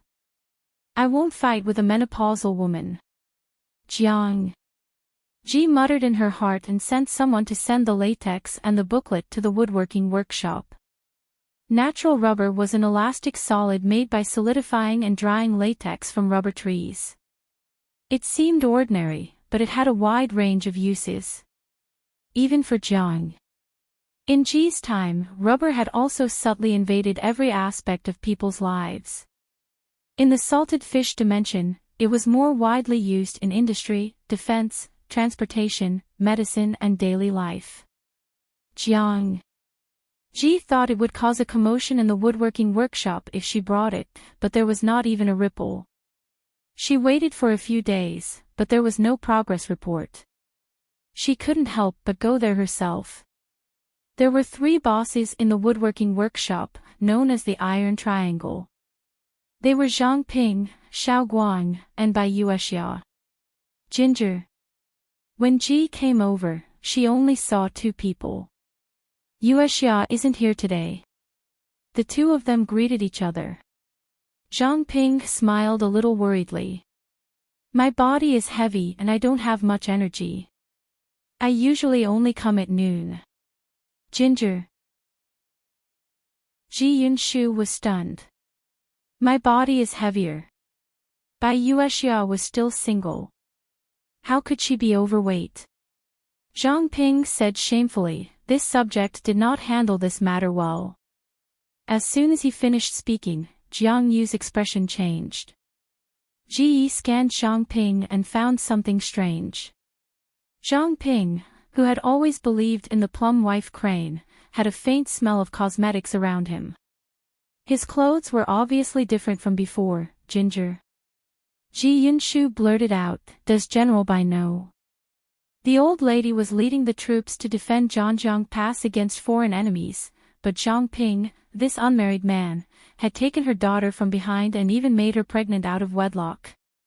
According to Jiang. Based on Ji Ye's understanding of General Bai, once he returned, the first thing he would do was to smash Zhang Ping's head. In this era, those who had the guts to get pregnant out of wedlock were stupid women and scumbags. But Zhang Ping didn't look like such a scumbag, and Bai Yuexia wasn't stupid either. Zhang Ping said, I wrote a letter a few months ago, but I haven't received a reply yet. Zhang Ping didn't dare to get married until his future father-in-law returned. Time flew, and Bai Yuexia's belly grew like a balloon. Since he knew that Bai Yuexia was pregnant, he couldn't sleep well, eat well, and his hair was about to go bald. Bai Yuexia's character was different from ordinary women. She didn't care about her pregnancy out of wedlock, but Zhang Ping was worried that the rumors would slander her. Zhang Ping was still a man. If outsiders dared to gossip and secretly speculate which man Bai Yuexia had an affair with and was pregnant with a child, he would stand up and say that the child was his and openly admit it. If it were those scumbags who cherished their reputation, they would have already pushed the blame to others. As the due date approached, Zhang Ping's condition worsened. "My lord, why don't you arrange the marriage on behalf of old General Bai before the delivery, so that the child can have a proper status? If she got pregnant before marriage, she would be an illegitimate child." Zhang Ping was worried that someone would use this to slander him when he grew up. There was nothing he could do if his father-in-law couldn't make it back in time. If there was a lord and a princess presiding over the wedding, it would be more legitimate in name, and the preparations would be faster. Ginger.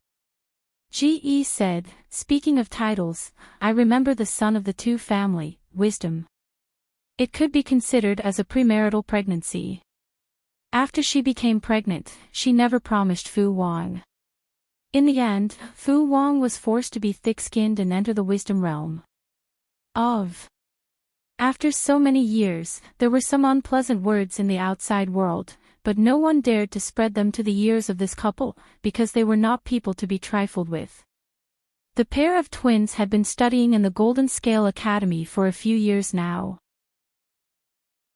Relying on their parents, they were the two tyrants of the academy. From the looks of it, Bai Yuexia's matter wasn't a big deal. Zhang Ping was stunned, as if he hadn't thought of this. "Let's wait for General Bai to come back and arrange the marriage. If your future father-in-law wants to kill you, I'll stop him for you." Zhang Ping was a scholar, and his physique was not as good as an old general who had experienced hundreds of battles. If his father-in-law really got angry, Zhang Ping, an old unmarried man, would be beaten to death. It doesn't matter when you get married. As long as you don't change your mind, everything can be discussed. Otherwise, even I can't protect you. Ginger. Like many superiors, Ge didn't like office romance. It was fine if it was a husband and wife relationship. If it went well in the office, it would be a good story, but if it broke down, it would be a tragedy. If the two of them broke down, they were colleagues in the same organization. How would they get along when they met in the future? What if it delayed their work? If Zhang Ping really had the guts to let someone down, Ginger. Ge could only turn a blind eye and let Bai Ning and his daughter fight against Zhang Ping. What else could she do? A relationship that broke down couldn't be solved by the superiors. Either one of them resigned and jumped ship, or the other was transferred to another place and would never see each other again. Zhang Ping and Bai Yuexia were both poor students. If they couldn't be transferred to other departments, one of them would be hurt. Ginger. Ge didn't come here to gossip about her subordinate's love life. She changed the topic. "How's the research on the latex that was sent a while ago?" Zhang Ping quickly got into work mode and looked puzzled. "There's some progress, but I'm confused. What does the Lord want this thing for?" Ginger. Ge choked for a moment and hesitated. Should she do BYT for birth control or tires? After this thing solidifies, it will be very useful. Zhang Ping said respectfully, "I'd like to hear the details. For example." Ginger. Ge still didn't say BYT openly. She thought for a while and came up with a reliable excuse: "This thing can be used to make shoe soles. The straw shoes worn by the soldiers are too worn out, and wooden clogs are not convenient to walk in a hurry. This thing is different, the Lord is right. This thing is strong and elastic. If it is made into shoe soles, the soldiers will indeed suffer a lot less. Zhang Ping was inspired and made inferences. Elastic. Oh right, maybe it can also be used on carriages to reduce the bumps when driving. Chapter 1772. Ijie Shuxing, ha, even the streamer has times when she is neglected. Look at the grievance in her eyes. Laozi most handsome in the world, I think Zhang Ping is digging his own grave. Doesn't he know that pleasing the streamer is more important than pleasing his father-in-law? He can ignore anyone but Zhang Ping is destined to be alone for life. Shanyamuxi Muji, what's the matter? No matter how charming the streamer is, it's impossible for all the men in the world to revolve around her. Zhang Ping and Xiao Guang are technical researchers. What's so strange about them being so engrossed in their research and forgetting everything else? If the streamer makes things difficult for Zhang Ping and Xiao Guang because of this, then she's not the streamer I know. Can't you guys have a limit when it comes to jokes? It's just a job. Zhang Ping doesn't have to hang on to Zhang Ji is a crooked tree. At most, they'll just break up. Poor priest sees your chrysanthemum is poisonous, that's a big deal. Bai Yuexia's feelings for the streamer are above friendship, but they are not yet in love. Coupled with the thick filter of a fangirl, the streamer's attitude directly affects whether Yuexia is willing to follow Zhang Ping. Some of the people who didn't know what was going on, Zion Kaden, I just heard that Beauty CI seems to be quite wary of Yuexia and treats her as a love rival. Feng Jinsong, previously, someone recommended that this streaming room has passion, gay love and G's feelings. I didn't believe it, but now I believe it. The salted fishes were unscrupulously communicating with each other. G's gossip. The more they talked, the more surprised they were. Jiang Ji listened to the conversation between Zhang Ping and Xiao Guang patiently. She didn't show it on her face, but she was very satisfied. When the two of them came back to their senses, they realized that they had ignored their master for a long time. Their expressions were a little unnatural. Jiang Ji stopped them from apologizing and said gently, "It's your duty to be engrossed in research and work. What's wrong with that?" When it came to these Mo family's treasures, Jiang Ji had always been very tolerant and considerate of them. Even during the 2 years when the economy was at its worst, she didn't embezzle the woodworking workshop's funds. Of course, she wouldn't get angry because of a momentary rudeness. "Tell me about your plans." Zhang Ping bowed and said, "Yes, Your Highness, please follow me and observe." Jiang Ji Yunshu stayed in the woodworking workshop for the whole afternoon, and only left reluctantly when the golden crow descended. Before leaving, Zhang Ping asked her about something. How much of this latex can be harvested in a year? According to their current research, the solidified and dried latex had good properties. Not only could it be made into shoes for soldiers, but it could also be used in other places. If the production could keep up, the military's expenses could be reduced by a lot. Although the straw sandals were not expensive, the army would wear out a pair in 1 or 2 days. When such a large number of straw sandals accumulated, it would still be a considerable expenditure. If the soles could be replaced with natural rubber soles that could withstand wear and tear, not only would the soles of the soldiers suffer less, but they would also be replaced less frequently. From a macro point of view, replacing straw sandals with rubber shoes could save a lot of money on military supplies. Moreover, this kind of shoes could be worn not only by soldiers, but also by ordinary people. The commoners were not as worn out as the soldiers. A pair of shoes could be worn for 2 to 3 years. Ginger Ge said regretfully, the trees that produce latex can only survive in the south of Nanxing. They can't withstand the cold. I have already sent people to cultivate the seedlings. When the time comes, we will find a suitable place to cultivate them. If we want to mass-produce them, it's not possible in the next few years. It should be much better in the future. After hearing this, Zhang Ping looked disappointed. In recent years, the war had been fierce. As his lord became more and more powerful, the other feudal vassals were gradually showing signs of decline. From Zhang Ping's point of view, within 10 years, his lord would be able to rule the world. When that time came, the rubber shoes would have a scale, but it would not be of much use to the soldiers. Ginger. Ge knew what he was thinking. She smiled and said, "This thing is not only for the soldiers, but also for the people of the world. If it is beneficial to the people, so what if it's a little later? I heard from your discussion that this thing can be used in many other places. It shouldn't be limited to making shoes. Tinkering with tires, tinkering with BYT, and contributing to his livelihood were all acceptable." Ginger.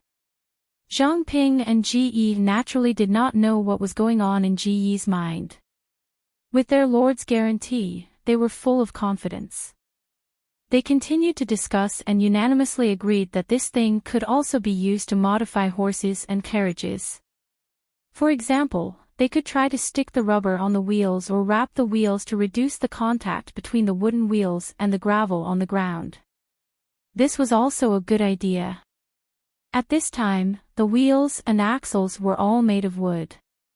Even though they were made of high quality, high strength, and crisscrossed fibers of elm or similar wood, it could not change the fact that they were wood and not metal. The road conditions were not good and there was a lot of wear and tear. If a part of the structure could be replaced with rubber, it might have a miraculous effect. Of course, these were all ideas. They had not been put into practice, so the effect was unknown. If the effect was good, it could be further improved. If the effect was not good, they would have to find other ideas. Ginger. Ge wanted to remind them that they could try inflatable tires, but she swallowed the words when they reached her mouth. Inflatable tires were also not something that could be achieved with current technology.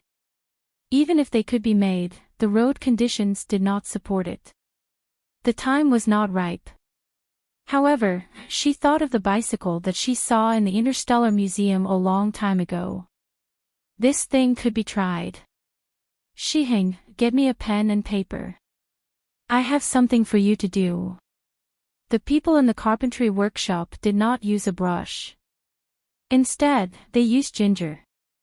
Ge's improved ink strip looked like the prototype of a pencil. It was very convenient to draw. With 2 whooshes, she drew a bicycle and a rickshaw pulled by a man. Ginger. Ge's drawing skills were actually not bad. Everything was drawn in detail. The tires were naturally not inflatable. They were all solid rubber. Zhang Ping and the others would adjust how to save effort. This thing is, Zhang Ping and Xiao Guang came over and looked at the paper in a daze. The rickshaw was a bit like the cart of today, but the style was very different. They could still understand. The bicycle, in their eyes, it looked really strange, not to mention making it. I am slow-witted. Please enlighten me, my lord. Ginger. Ge did not make things difficult for them. She told them her idea. The people of today would definitely not accept a bicycle.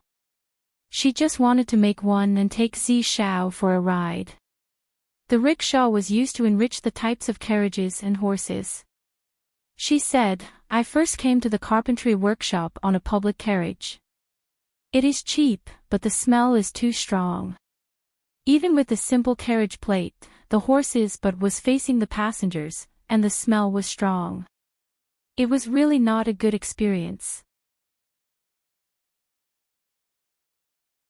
Chapter 1773. Who had an easy life in this world?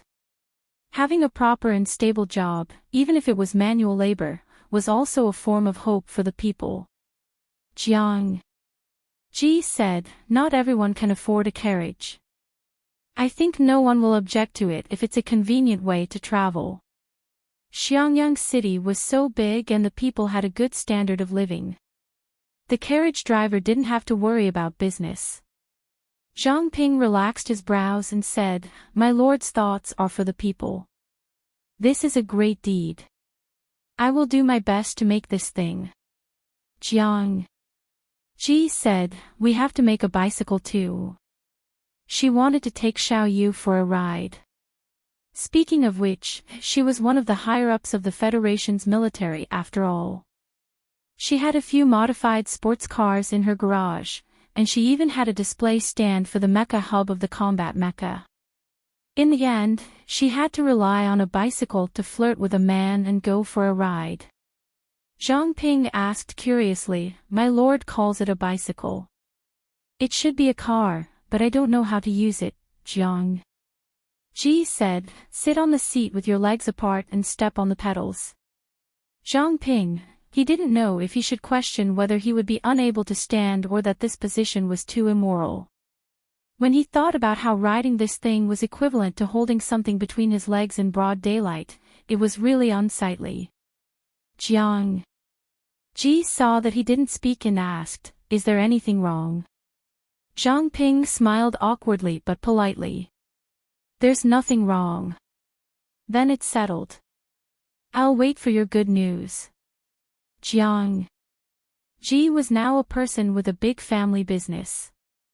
If there was anything, she could just instruct her subordinates to do it. She only needed to steer the ship. Oh yes, since Yuexia is pregnant and her body isn't as good as before, don't let her touch latex in case it harms the fetus. Ji changed the topic and said, "Let her look at the blueprint of the bicycle. I remember that she's most interested in this kind of thing." Zhang Ping was about to thank her.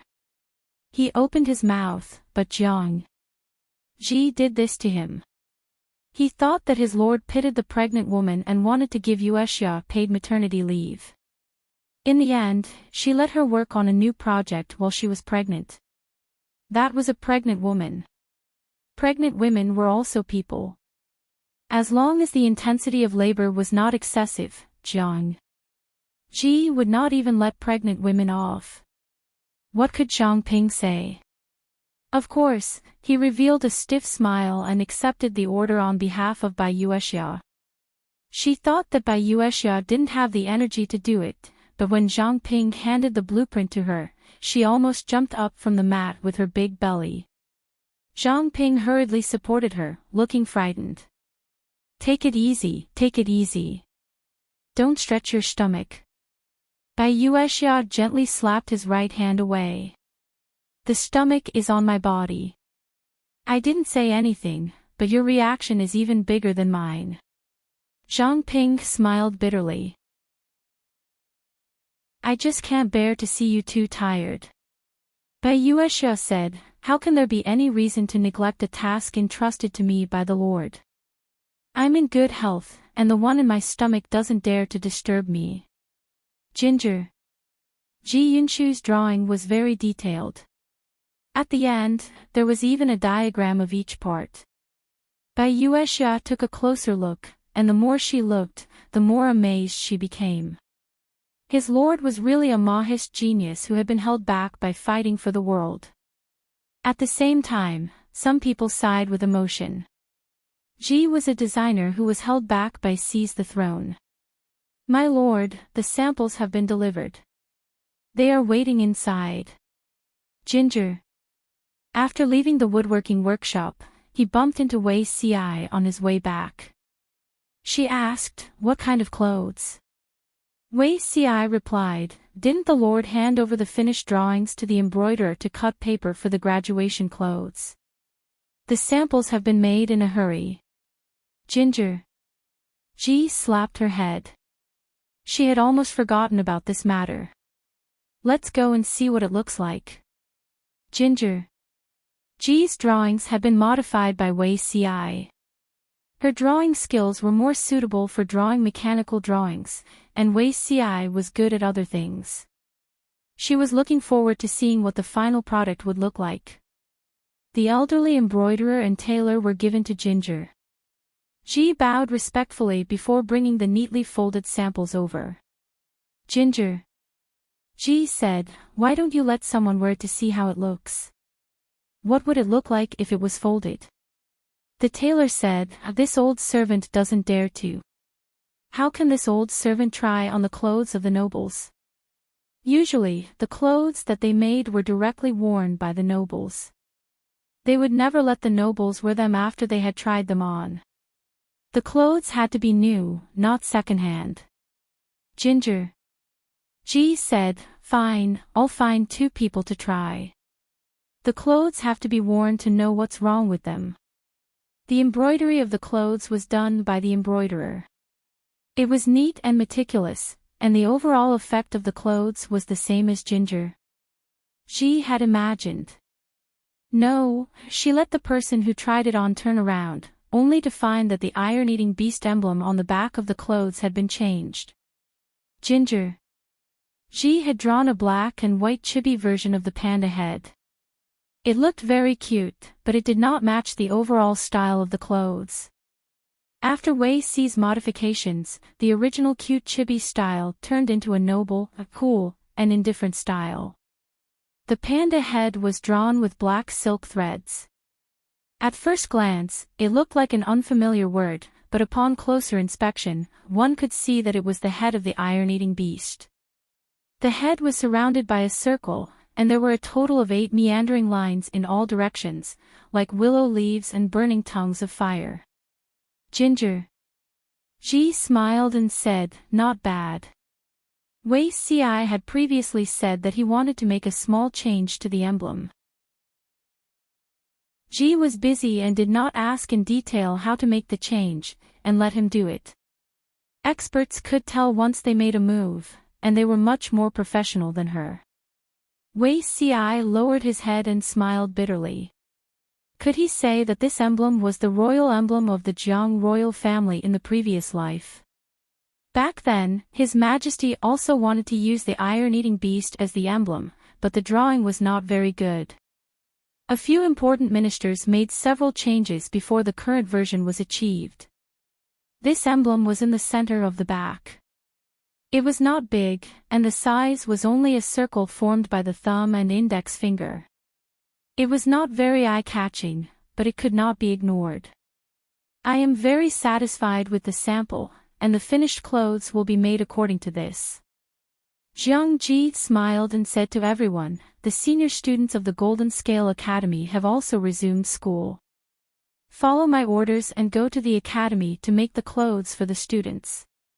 They must be well-fitting, so that they will look energetic when wearing them. There were only slightly more than 200 students graduating in the first batch, so there was still time to make the clothes. This was the first batch, so there was no experience. If it was the next batch of students, the graduation clothes would have to be prepared a long time in advance. The clothes are ready. Has the Lord thought about what questions to test them?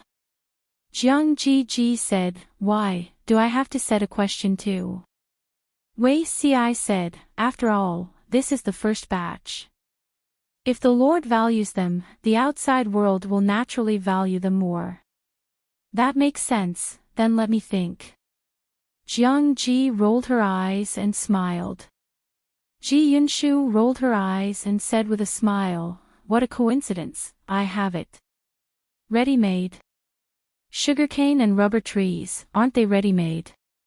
Jiang Ji. When Ji was in school, every examination paper was closely related to current affairs. This detail tells us that students should also develop the habit of being concerned about the affairs of the outside world. Chapter 1774. My lord, I think that sugar cane and rubber trees are not suitable for the exam. It's unfair. These 2 things have yet to be spread. Except for the children of a few important ministers, the other students are all commoners. How would they know about these things? Wei Si voted against it. The information channels were not equal. It was obviously unfair to the students who came from ordinary backgrounds to use these two questions as the exam questions. Whether it was sugar cane or rubber trees, they belonged to unconventional topics that very few people knew about. Even Feng Jin, who was unprepared, might not be able to answer the exam questions, let alone a group of students. His lord's exam questions were not only beyond the syllabus, but they were also fatal. Jiang Pingji could not help but laugh. Although Xiao's considerations are thorough, he's too cautious. I use this as the exam questions. Naturally, I won't let those kids have the possibility of cheating. The exam questions can briefly mention the functions of sugar cane and rubber trees, as well as their future applications. They can reveal key information, and the students can analyze and judge based on this information. I'm very curious. If I ask the students about the benefits of promoting these two things, can they dig deeper into the meaning and understand my intentions? If the exam was like that, Feng Yi and the others would lose their advantage because Jiang Pingji had forcefully leveled the information. Jiang Pingji said, "The graduation exam is not difficult for these students. There won't be the phenomenon of failing the exam and repeating a year, but I don't need talents who only know how to read from the book." The exam system of the Golden Scale Academy was quite strict. Jiang Pingji had seen the students' past performance. Graduation was definitely not a problem. Wei Ci thought for a while. My lord is right, but I still have something to say. Say it. What can't you say directly between us? Wei Ci said hesitantly, it's a waste to give two questions at once. Why don't you give one and leave one? Leave one. Why leave it? My lord, have you forgotten? Although the Academy's graduation examination is important, it is only a minor examination within the Academy. The major examination for your selection of scholars is still to come. Wei Ci reminded her. She had asked two important questions at once. What would the imperial examination test be about? Jiang Pingji said with a smile, I would have forgotten if you didn't mention it. I'll give one of the questions and leave the other one for later. The two joked and decided on a major question that the students would never forget. Many years later, there were still many students who dreamed that they were sitting in the examination hall for their graduation exams. That was not scary. What was scary was the last question. It was the nightmare of nightmares. According to the original plan, the graduation examination would be held at the end of the first month after the new year, but due to insufficient preparations, it could only be delayed by a month. The group of students did not feel relieved. Instead, they became even more anxious. As the time for the assessment approached, everyone felt as if they were about to be executed. The nervous atmosphere of the senior students also infected the students of the other years, and they looked at their seniors with sympathy. The students, who felt a sense of crisis, exploded with unprecedented enthusiasm for learning. Although it was still a long time before their assessment, they had to make ample preparations so that they wouldn't be flustered in the future. There were also students who applied to participate in the graduation assessment together with the senior students, but their results would not be included in the final ranking. Han Yu's eldest son, Han Run, was one of them. He wanted to see how far he was from the senior students so that he could accumulate experience for the graduation exam in a few years. On this day, Han Yu was at home on a break. He was giving special attention to his eldest son, helping him find out what he missed out. His illegitimate son and daughter were studying hard at the desk not far away. The youngest son, Han Chi, was also sitting, shaking his head while memorizing the beginner's books. At this time, an uninvited guest came to the house. Han Run was hard at work when he caught a glimpse of a silhouette from the corner of his eye. Father, the housekeeper is here. Han Run thought the old housekeeper had something important to report, so he didn't dare to delay. Han Yu frowned and turned to ask. What's the matter? The old housekeeper looked embarrassed. Master, there is a guest visiting. Who is it? Why didn't you give me a visiting card? It was rare for Hanyu to have a day off. He declined many invitations from his friends and specially stayed at home to help with the children's homework. He didn't want to see an uninvited guest without a visiting card. The old housekeeper's eyes fell on Han Run and the young Han Chi. He wanted to say something but stopped. Hanyu understood. The uninvited guest, who was related to the two sons, seemed to be the one from Shangyang County. Who was it? Of course it was Madame Tao, who had divorced Hanyu a few years ago. For the sake of the two sons, Hanyu didn't get angry. He asked calmly, "What is she doing here?" Madame Tao's maiden family was destroyed by the Lord. Madame Tao escaped as a married daughter. Later, her eldest son, Han Run, settled her in a private house in Shangyang County. Since the two of them divorced, Hanyu hadn't paid attention to Madame Tao's recent situation. He didn't understand the purpose of her visit. The old housekeeper said, "I heard that, she seems to be pregnant. She specially came to see you two Langjuns." Hanyu was stunned for a moment before he realized that Madame Tao was going to remarry. Then I'll have to congratulate her. Hanyu's reaction was still calm when he heard that his ex-wife was going to remarry. If they divorced, they wouldn't be husband and wife anymore. They weren't very old, so it was normal for them to have a second love.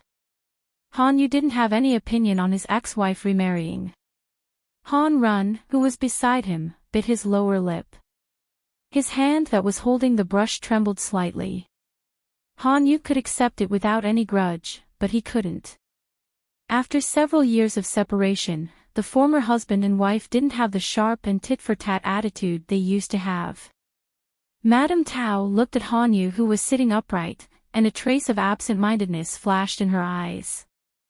She had been depressed all these years and looked like she had aged more than 10 years. Hanyu, on the other hand, did not show any signs of aging. His temperament had become more and more condensed, as if he was the essence that had been accumulated over the years. People could not help but sigh at the favoritism of God. If she had not been so stubborn in the past, perhaps she would still be the high and mighty Madame Han now. Unfortunately, there was no medicine for regret in the world. Madame Tao would not change her choice even if she had another chance. Between her husband, her son and her family, she would always choose the latter. Of course, Madame Tao didn't come here today to renew her relationship with her ex-husband. She knew Hanyu's temperament. If he chose to give up, he wouldn't be reluctant to leave. He wouldn't look back. She wouldn't ask for trouble. The two of them calmly exchanged greetings. Madame Tao was concerned about the studies of her eldest son, Han Run, and the health of her youngest son. Hanyu answered all of them. Hanyu was a smart man, and Madame Tao was not good at hiding her intentions. Hanyu knew that Madame Tao was here for something. He pretended not to know. Seeing that time passed, Madame Tao was a little anxious before the topic got to the point. She had no choice but to state the purpose of this trip, but it was a little tactful. But, no matter how tactful she was, she couldn't change the purpose of probing the graduation exam. Hanyu frowned slightly and pursed his lips without saying a word. His eldest son, Han Run, said, "Mother, the exam questions are confidential. I heard that the exam question bank was made by several great scholars in secret, and the exam questions were selected by Master Lanting. No one knows the content of the exam." How did father know?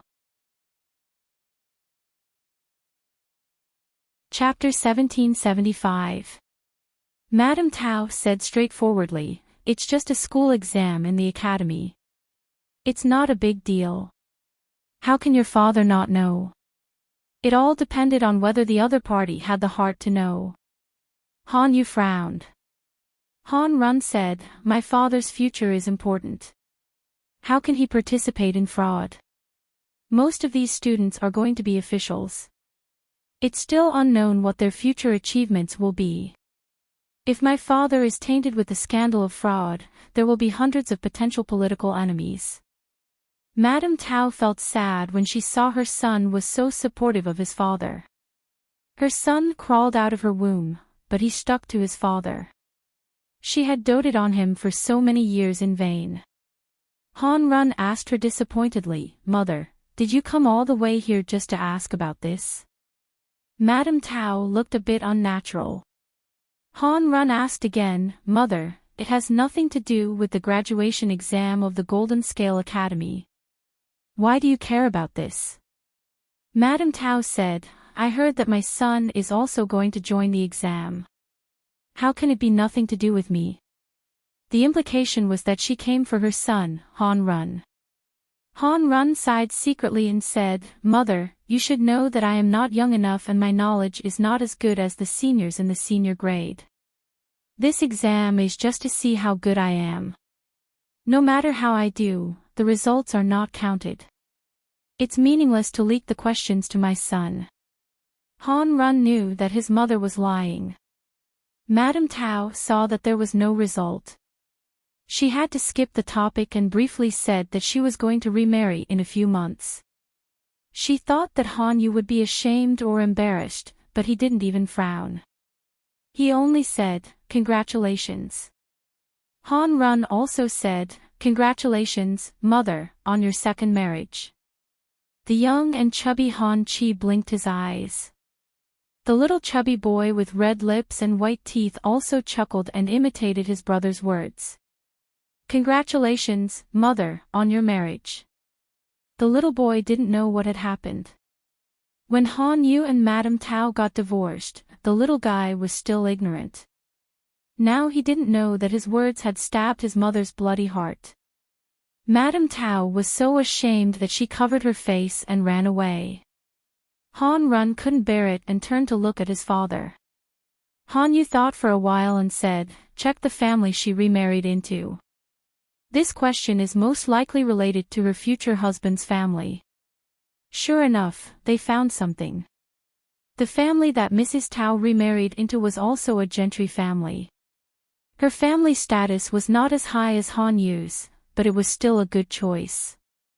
Her remarried husband had a legitimate son left behind by his deceased wife. This legitimate son was also a student who was about to graduate. However, the other party was a transfer student at a later stage.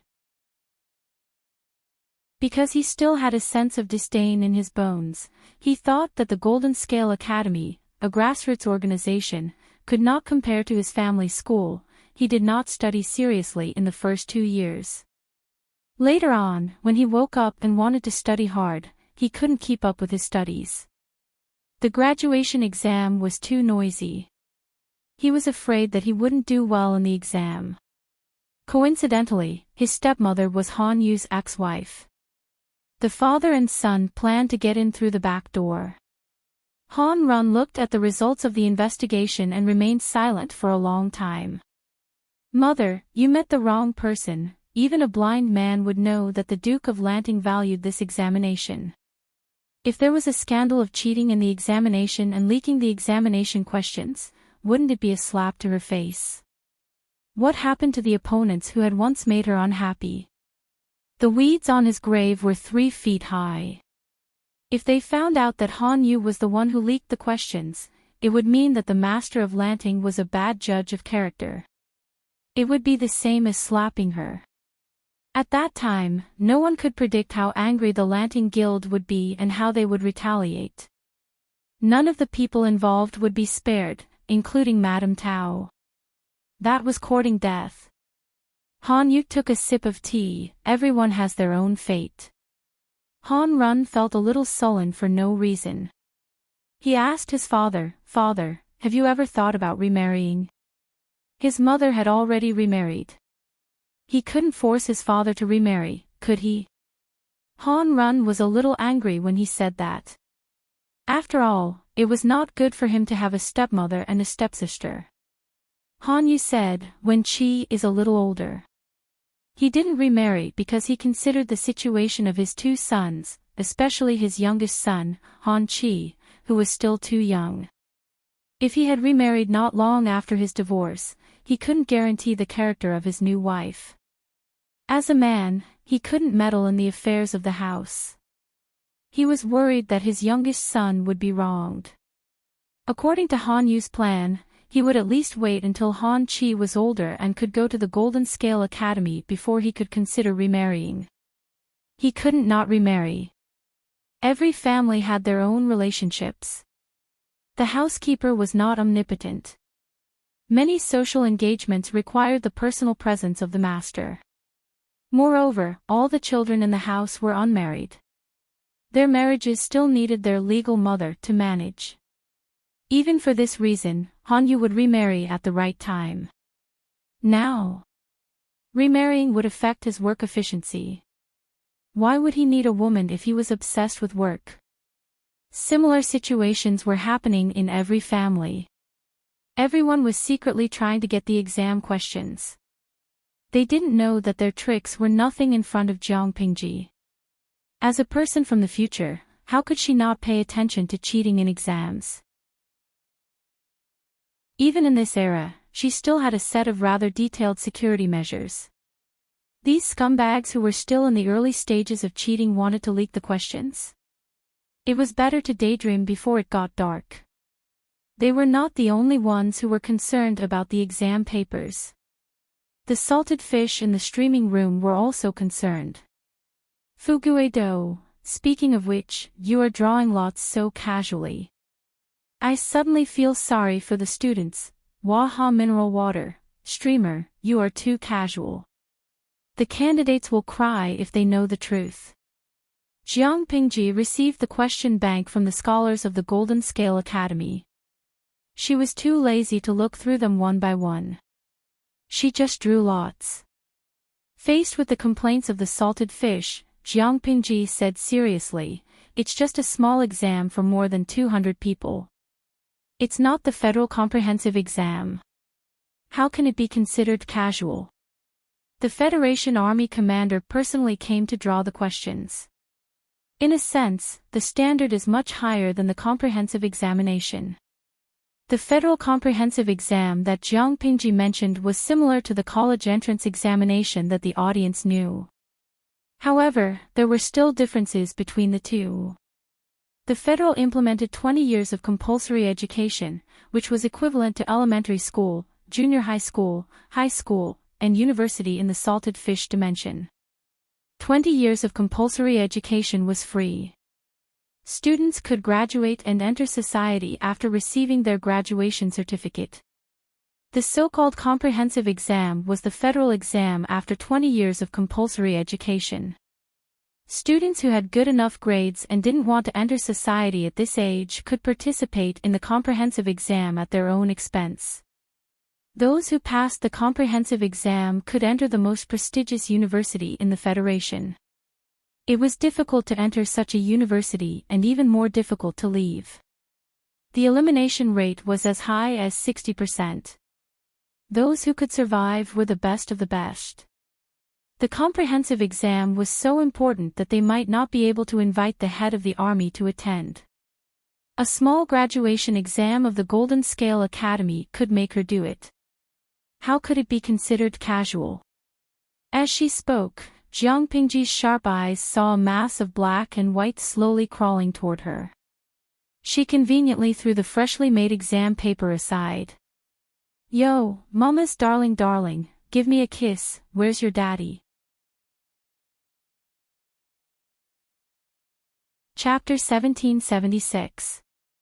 Delulu, I don't know if I should be envious that the host has a panda, or envious that the host can kiss the panda QAQ. Cosimo who loves climbing trees, we're all adults.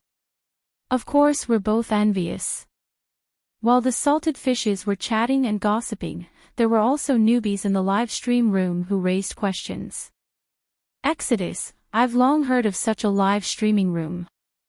Although it's my first time getting a seat, I did a lot of homework before coming. If I remember correctly, the host got this panda during the battle against Meng Zhan, didn't she? How many years has it been?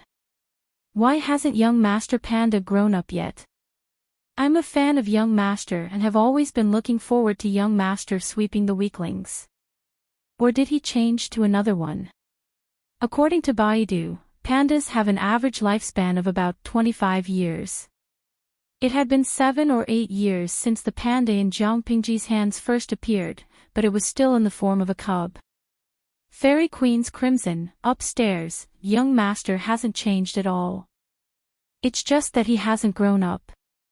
Even though every panda looked exactly the same in the eyes of outsiders, veteran panda fans were able to distinguish the names of every panda like they were their family treasures. This young panda cub was the #1 online celebrity among pandas, so of course, she was no exception. They were very sure that the panda had never changed. It had always been the same one, but they didn't know why it didn't grow bigger. Of course, there were advantages to not growing up. Pandas were the cutest when they were a few months old. Jiang Pingji answered Salted Fish's question with a smile. It can't grow big. Maybe it has become a spirit. This explanation immediately provoked the Salted Fishes to denounce and ridicule him. Fugue Do, after the founding of the People's Republic, animals are not allowed to become spirits.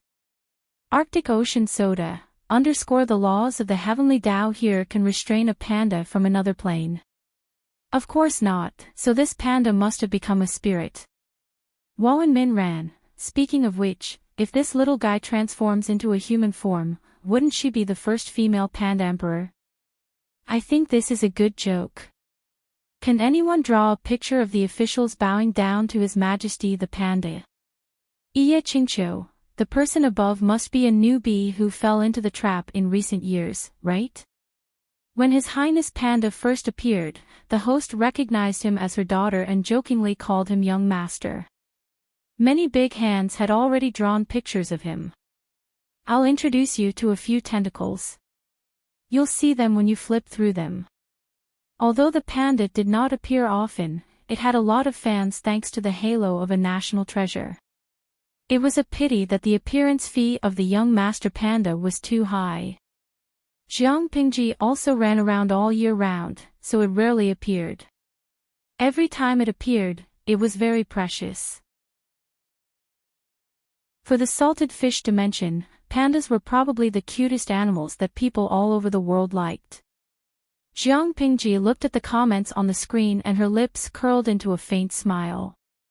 She hugged the little fellow's armpits so that it was level with her line of sight. I've already said that you've become a spirit.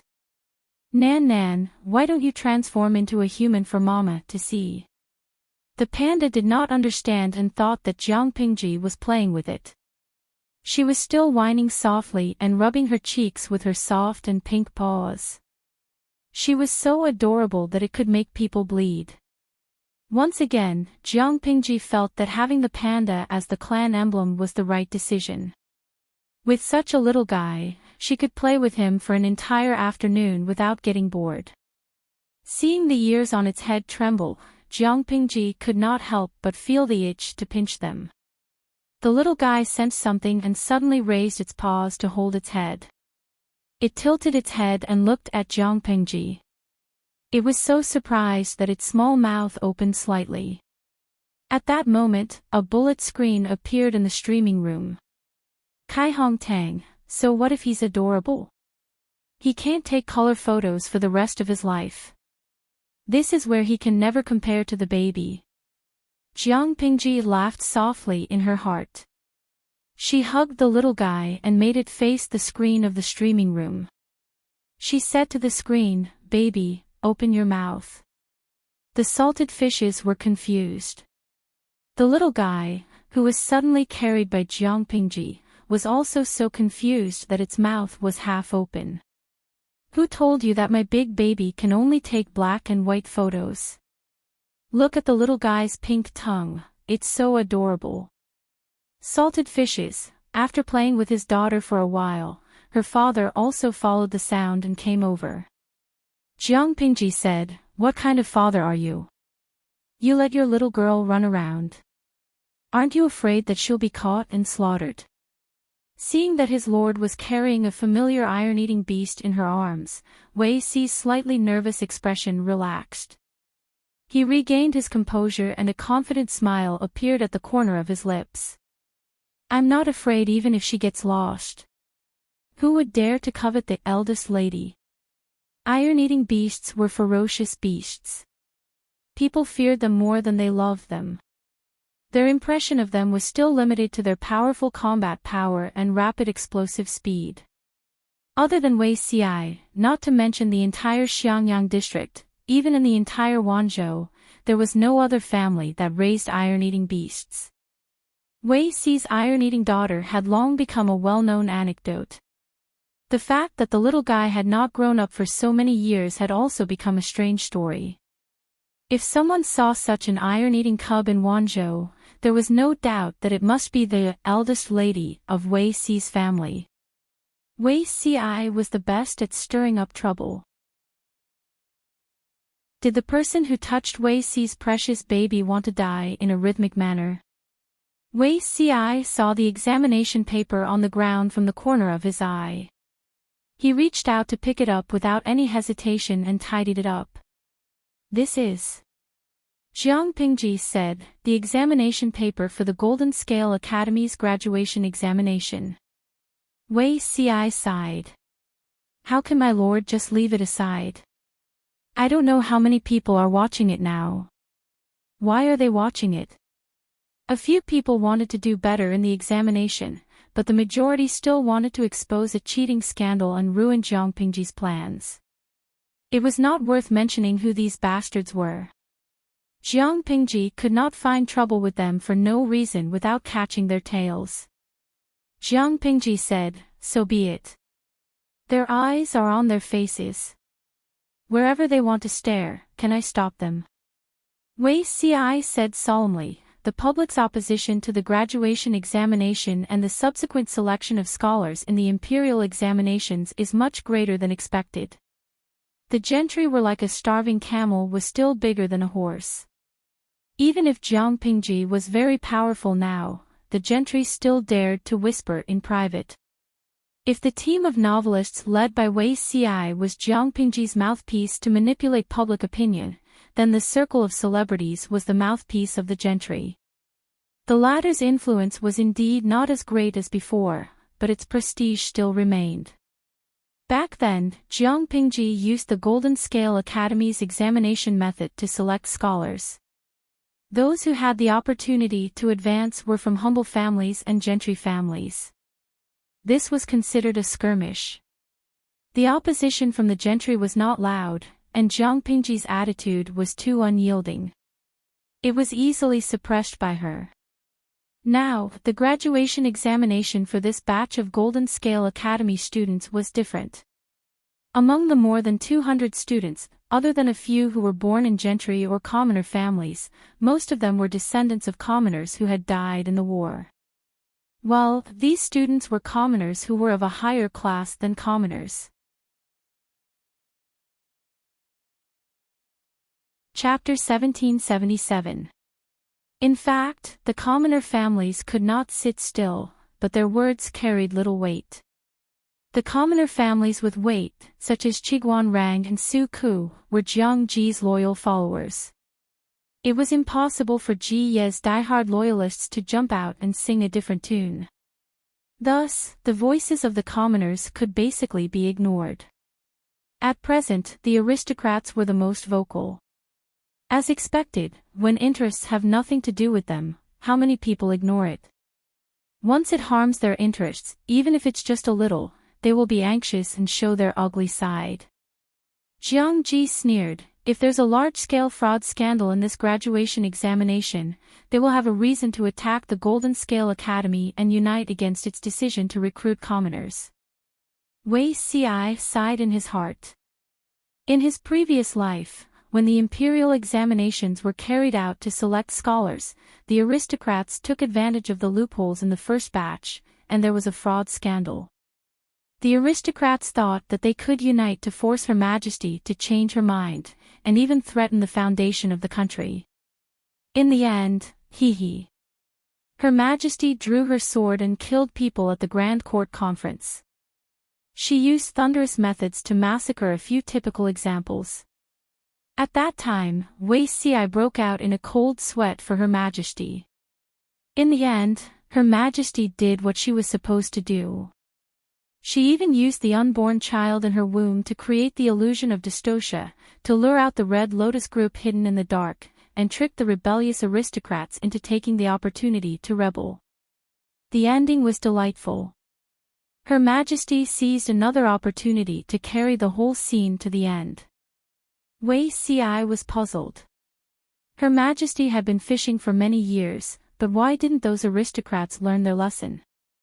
They were tricked by her again and again. Not only did they lose their lives, but they also brought disaster to their entire families. Of course, Wei Xiai was not qualified to say that, because his son, Wei Tsong, was also a victim of Her Majesty's fishing. Wei Xiai was willing to bet that if there was a fraud scandal this time, if there really is a scandal, what does my lord intend to do? Jiang Ji sneered, killing people justifiably is good. Wei Xiai smiled bitterly. This was the expected answer. He asked the question that had been puzzling him for a long time. My lord, everything you do is for the sake of 1,000 years, but they repeatedly obstruct you. Is it just because it hurts their interests? Wei Xiai was also from an aristocrat family, so he could see clearly where the root of the chaos was. In the general trend of the world, after being united for a long time, it must be divided, and after being divided for a long time, it must be reunited. But under the appearance of separation and reunification were the corpses of millions of people. Wei Xiai could not understand the decision of the aristocrats to bury so many innocent lives and the country for their own selfish desires. Of course, Wei Xiai also knew that not everyone had the selflessness to sacrifice themselves and their families for the sake of the world. For example, himself. Wei Xiai looked at Zhang Xiang silently. Gee, yes, he also has selfish desires. Ginger. Ji said, some people do it purely for their own and family's benefits, while others are purely short-sighted and short-sighted. If these people had my vision and breadth of mind, it might not have been my turn to take this position. Zixiao, don't you think that these people are similar to keyboard warriors? When it had nothing to do with them, they would take the moral high ground and point at the world, playing with their little cleverness, and spew out whatever good words they wanted. Once it involves their own interests, they tend to be vicious and stupid. Wei Xiai was a little confused. He uttered a question that came from his soul. What is a keyboard warrior? Those who boast that they are the smartest people in tea-houses and taverns, giving advice and giving free rein, Zhang Xiang added with a cold smile. Ji added with a sneer, and those smart aristocrats who like to think they are smart, think they are in control of the whole situation, and should listen to their commands. In one sentence, you upno kano bb. She was now a vassal, and she was the lord. She knew what the consequences of her actions would be. Their vision was not as far-sighted as hers, and they still wanted to point fingers at her. Sooner or later, she would use the god-slaying saber to cut them down. If they don't know what's good for them and really cause trouble for me, creating a scandal of fraud, it will give me a reason to start a massacre. Zhang Xiang. Ji looked calm on the surface, but in her heart, she was already sharpening her knife. To her disappointment, this year's aristocrats were too weak. They did not cause any big trouble, and the graduation assessment was carried out as scheduled. Wei Xiai analyzed the situation and found the reason. Firstly, the current lord was more popular than the emperor in her previous life. She was still in a honeymoon period with the officials, and there weren't as many conflicts as in her previous life. Secondly, with the Golden Scale Pavilion's skirmish when it came to selecting a swordsman, everyone was like a frog in warm water. Now that they had medium rare, facing the Golden Scale Pavilion's plus version of selecting a swordsman, although they were hopping and jumping, their little tricks were not effective. Instead, they were suppressed by their lord. Thirdly, and most importantly, the Feng family was now standing on the lord's side.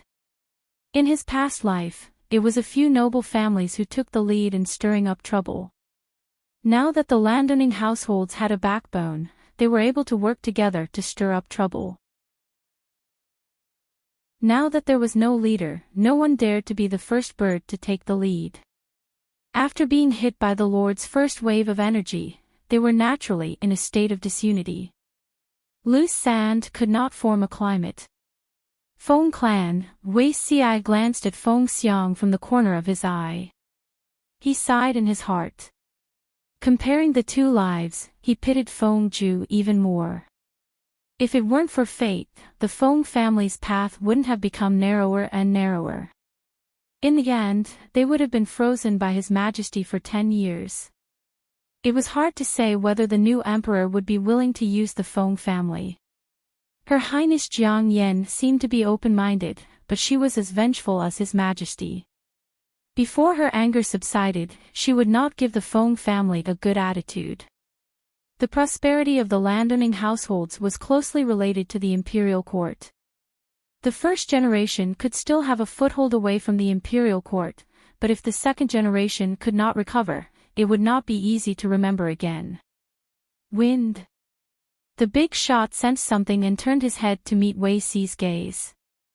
He smiled and nodded, which was considered a greeting. Wei Xi struck up a conversation with him. I heard that your son is also participating this year. Wind. He said, the eldest son is in this batch, the second son is still a little short of maturity. Both his sons were participating. Wind. He was very worried. The eldest son's talent was relatively mediocre, but he was born into the lineage of the leader of the main branch. The second son was fine. He had never planned to debut in this batch. He could fight again even if he did not do well. In contrast, the eldest son was under a lot of pressure. No matter how talented the eldest son of the main branch was, he would inherit the clan in the future. No one could change this. However, young people had strong self-esteem. No one wanted to be unable to convince the masses with their own abilities and become the young clan leader by relying on their reincarnation skills. Wei Xi smiled faintly and complimented him. Wind. Absent-mindedly, he said, Why Zhang, do you know the scoring criteria for this assessment? Not to mention Wind. Even the students participating in the assessment did not know. The academy said it was a surprise. Wind. The students felt that this was a shock. Where was the joy coming from? Wei Xi had an inside story here. Wind. Of course he had to continue asking. Anyway, the assessment was about to start. He only asked an hour earlier and it would not affect the students. The 6 arts of a gentleman are rites, music, archery, imperial strategy, mathematics, and calligraphy. There are a total of 6 arts, each worth 30 points, a total of 180 points. In addition to these 6 arts, there is also a miscellaneous exam. The miscellaneous exam is worth 120 points. There is a total of 300 points, and the ranking is based on the number of points. Wei Xi lowered his voice. If the total score of a student is less than 180 points, it will be regarded as a failure and will not be able to graduate. This kind of assessment was quite novel. In Wei Xi's opinion, there were many differences from his previous life. What is miscellaneous exam? He understood the 6 arts, but he did not understand the miscellaneous exam. Wei Xi said, the miscellaneous exam means, anything can be tested. It is not limited to the 6 arts of a gentleman, nor is it categorized. Want to guess the questions? You should just give up on that thought. Wind. His heart thumped. He had an ominous premonition. This batch of students.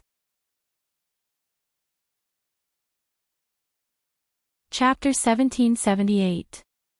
Wei Ci seemed to see through Feng Gui's worry and comforted him with a smile. All the famous scholars know their limits. The exam questions will not be too difficult for the students. Feng Gui forced a smile. If Wei Ci hadn't said that, he wouldn't have been worried. Now that he said that, he felt less confident.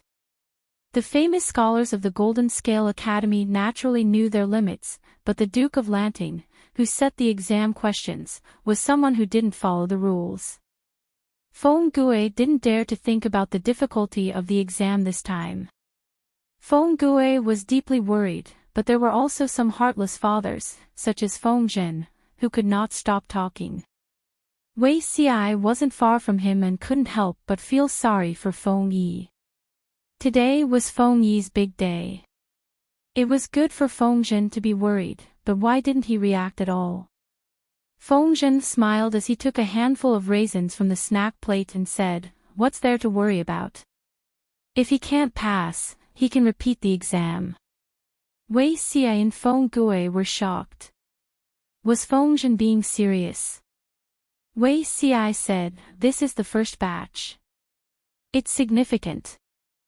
Failing the exam and having to repeat the exam, aren't you afraid that Rongli won't be able to take the blow?" Although the possibility of this was small, what if something unexpected happened? For example, if he didn't know everything in the exam, or if he guessed wrong.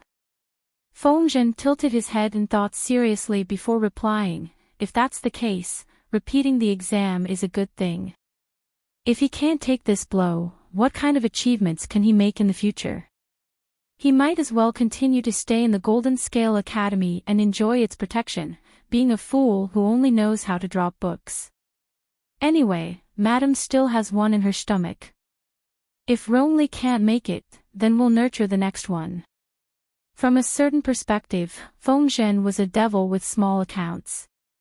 He had a strange obsession and fondness for new accounts, but he was not interested in old accounts that he had already raised. He was a classic case of forgetting his old love with a new love.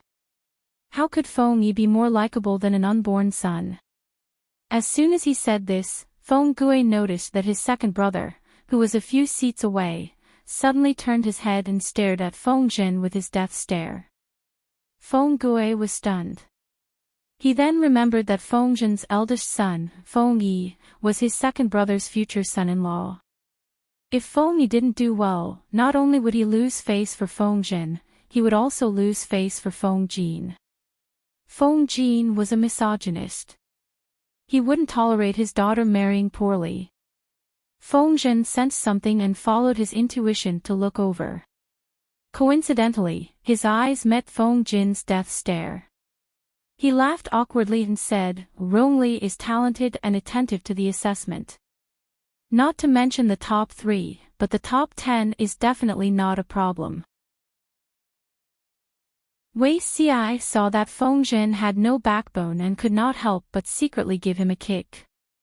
Noticing that Feng Jin's gaze had become even more unfriendly, Feng Zhen kept a smile on his face, but he was cursing in his heart. He wanted to beat Wei Ci to death with the soles of his shoes. He unilaterally announced that he had completely severed all ties with Wei Ci, his friend who had a kind face but a wicked heart. This child is born at the right time. I wonder if it's a good thing or a bad thing. Feng Zhen had just sworn an oath to cut all ties with them when he heard Su Ke sigh to Zhang Ping, who was sitting next to him. Zhang Ping smiled and continued, "How is it a bad thing?" Su Ke said, "This year's students are between 17 and 18 years old. What were we doing at this age?" Zhang Ping fell into deep thought, not knowing how to answer. When their generation reached this age, they naturally began to work hard to make a living, and at the same time, they had to study hard. Why was it said that it was difficult to study from a poor family? Precious and profound books were all in the hands of the aristocrats. If you wanted to study, you had to visit them.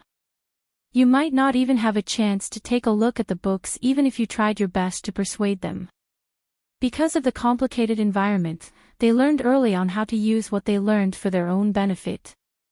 On the other hand, the students of the Golden Scale Academy had come at a good time. Sometimes thinking about it made one feel jealous. The students of the Golden Scale Academy had been studying for 11 or 12 years. What they worried about the most every day was not where to get books to study or how to manage their family business and make a living. Instead, they worried about how to finish the seemingly endless textbooks and how to finish the homework given by the teachers. The people they interacted with the most were their classmates and teachers. They did not have to worry about making a living, studying, social relationships, or books. The relatively closed environment of the academy allowed the students to maintain a certain degree of innocence and naivety at this age. Even if they were scheming, they walked the path of righteousness and honesty. In front of an old fox, it was as if all their thoughts were written on their faces. Su Ku recalled his past and could not help but feel melancholy. Zhang Ping smiled and said, "These students are indeed not scheming, but not being scheming doesn't mean they are stupid. After leaving the academy and seeing a wider world, they can learn some things on their own without being taught by others. Xiaoyu, you don't have to worry about them. A high EQ could not make up for a low IQ, but a high IQ could make up for a low EQ, Su Ku nodded in agreement. Zhang Ping's words were not unreasonable. While everyone was whispering, the students participating in the assessment arrived at the drill ground one after another. They lined up neatly according to their classes. It was not without reason that the ancestors said, "Clothes make the man." These students did not all have exquisite looks, but the scholarly quality that they had cultivated for more than 10 years, coupled with the blue and white school uniform with wide sleeves and a large cloak, gave them a sense of elegance and beauty. She was satisfied to be obsessed with looks. Because there were more subjects, one day was not enough, but Jiang Pingji said that she had plenty of time. She could take the exams one by one, so she was not in a hurry. The first subjects were horse riding and archery. Each could accumulate 30 points. According to the procedure, Master Yuanjing, Wan Xian, and Qing Qing spoke one after another. Finally, Jiang Pingji spoke last. Jiang Pingji did not waste the students' time. She was concise and to the point, but her words were full of threats. Because this was the first graduation assessment, many influential people were invited to watch. This was not only a stage for them to show the educational results of the Golden Scale Academy to the outside world, but also a stage for them to show themselves. If they did not perform well under such circumstances, Wei Ci and the others broke out in a cold sweat. Was there such a threat to the students? The atmosphere in the military camp is austere.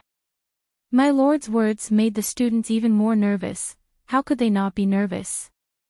This was the drill ground of the military camp, and there were close to 10,000 elites stationed around the drill ground.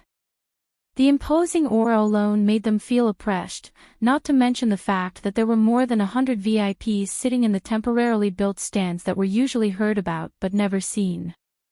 Not only were there the Duke of Lanting and his important ministers, but there were also famous scholars and some well-known gentry clan leaders. How could they not be stressed when they were taking the exam under their noses? It was very stressful.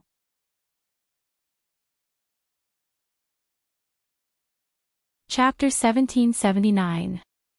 If it was inappropriate, it had to be changed to teach the students practical things. Was this Jiang? The Academy's martial arts masters naturally followed Ji Ye's original instructions. Therefore, the riding taught by the Academy had been improved. The assessment was more in line with the current battle forms. The horse riding test was divided into 5 scoring tasks, each of which was worth 6 points. Ming Heilwan, to steer the horse so that the bells hanging around the horse's neck and limbs would be in sync. Even if it wasn't a song, it definitely couldn't make any clanking sounds. If the horse could play a more complete song, needless to say, it would be a perfect score. Song of Chasing Water, to let the rider ride the horse steadily on the bumpy road. Similarly, the horses' bells could not be messed up.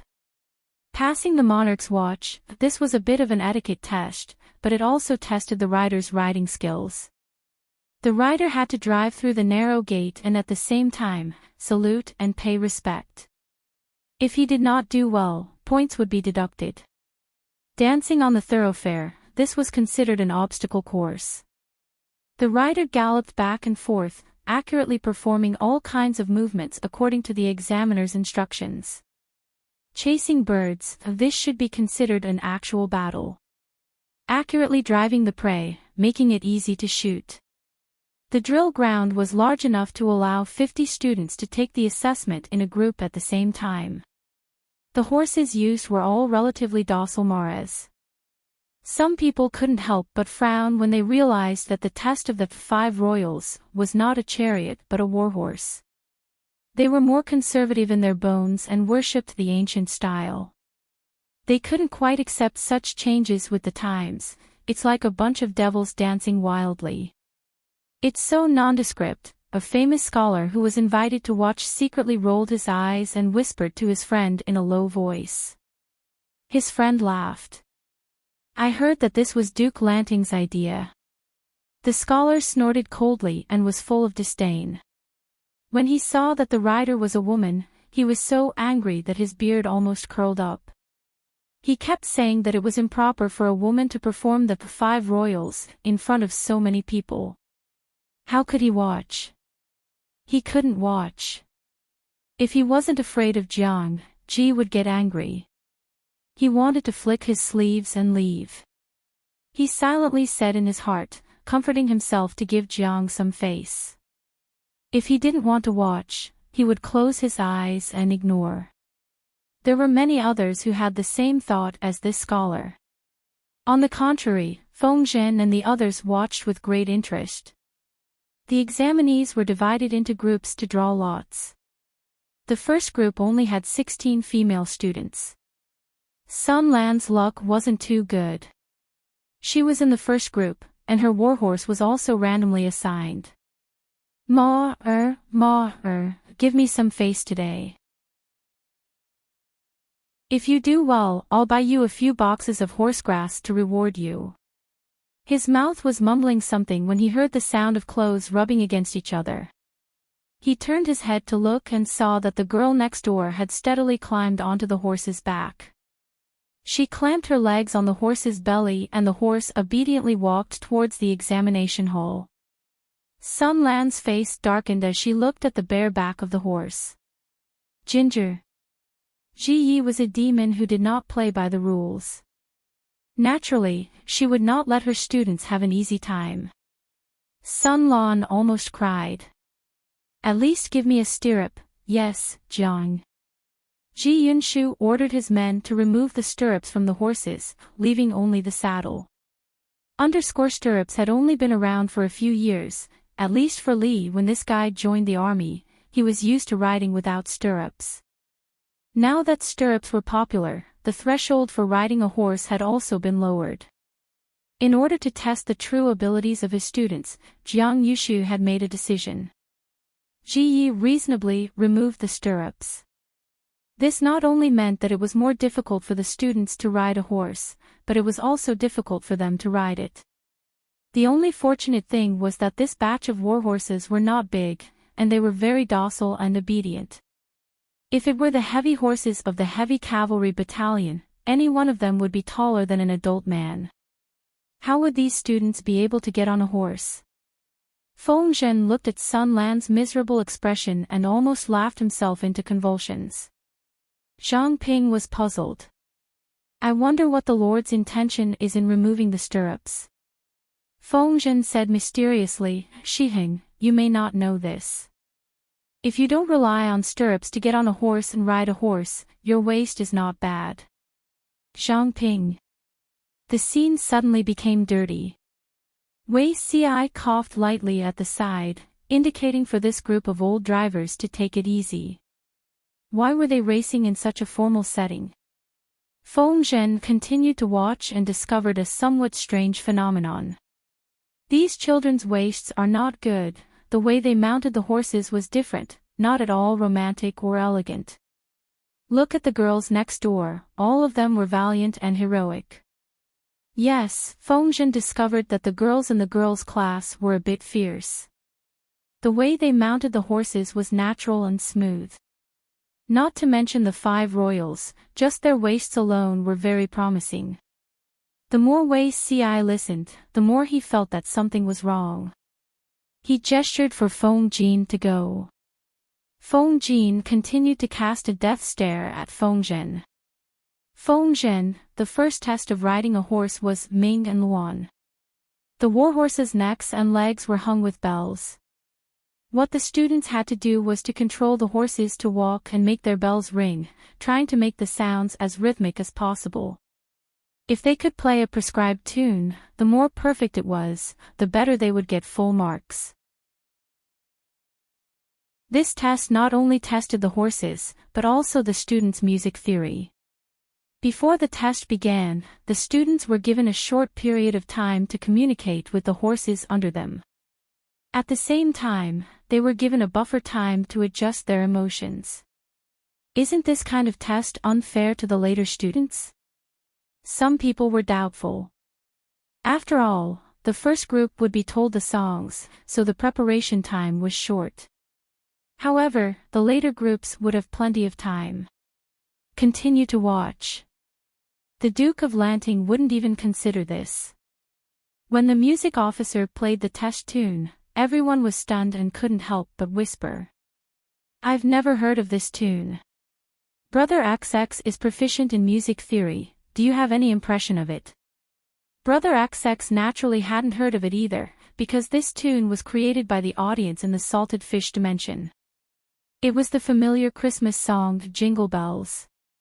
Although the tune was unfamiliar, the rhythm was clear and concise. It was the kind that could get addicted just by listening to it. The music officer played the tune 3 times. The students sat on their horses and silently memorized it, either confidently or solemnly sighing. At the command, the first group of tests began. The Ming and Luan test was special. The first group of 50 people was divided into 5 groups of 10 people. If 50 people performed at the same time, the bells would be too messy and it would be inconvenient to score. Sun Lan nervously grabbed the reins. Beads of sweat appeared on her forehead. The rhythm was not very clear, but it was not out of tune either. Jingle Bells was only a short segment.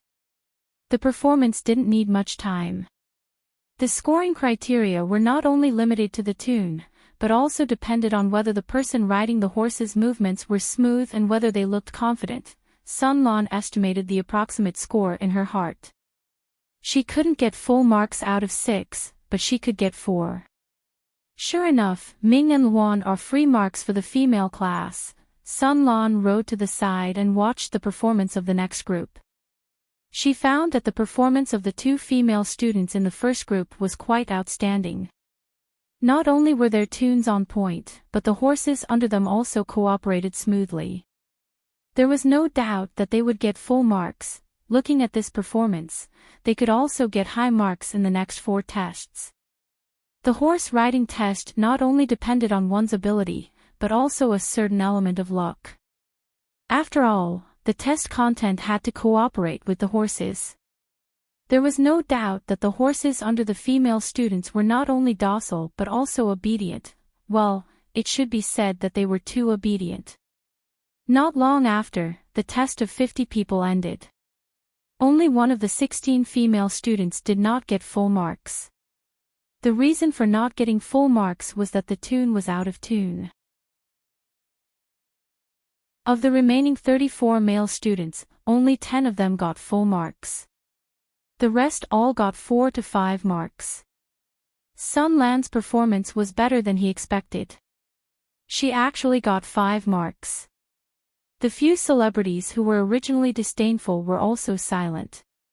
Even though they were still very disdainful, they had to admit that the performance of the female students was perfect and impeccable.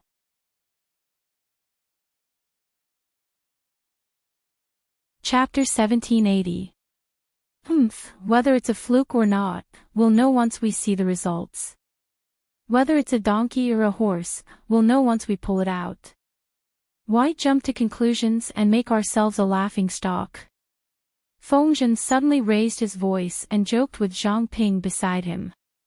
Although these words were clearly directed at Zhang Ping, those with ulterior motives didn't think so. Instead, they felt that Feng Zhen was indirectly scolding the locust tree. His words were really sarcastic. They also knew how bad Feng Zhen's reputation was. Arguing with him was pure self-torture. More than one person had this kind of contemptuous thought. Everyone secretly scolded Feng Zhen and cursed Langzi for acting recklessly. His ears were really high. They wanted to hear what else Feng Langzi had to say to belittle them.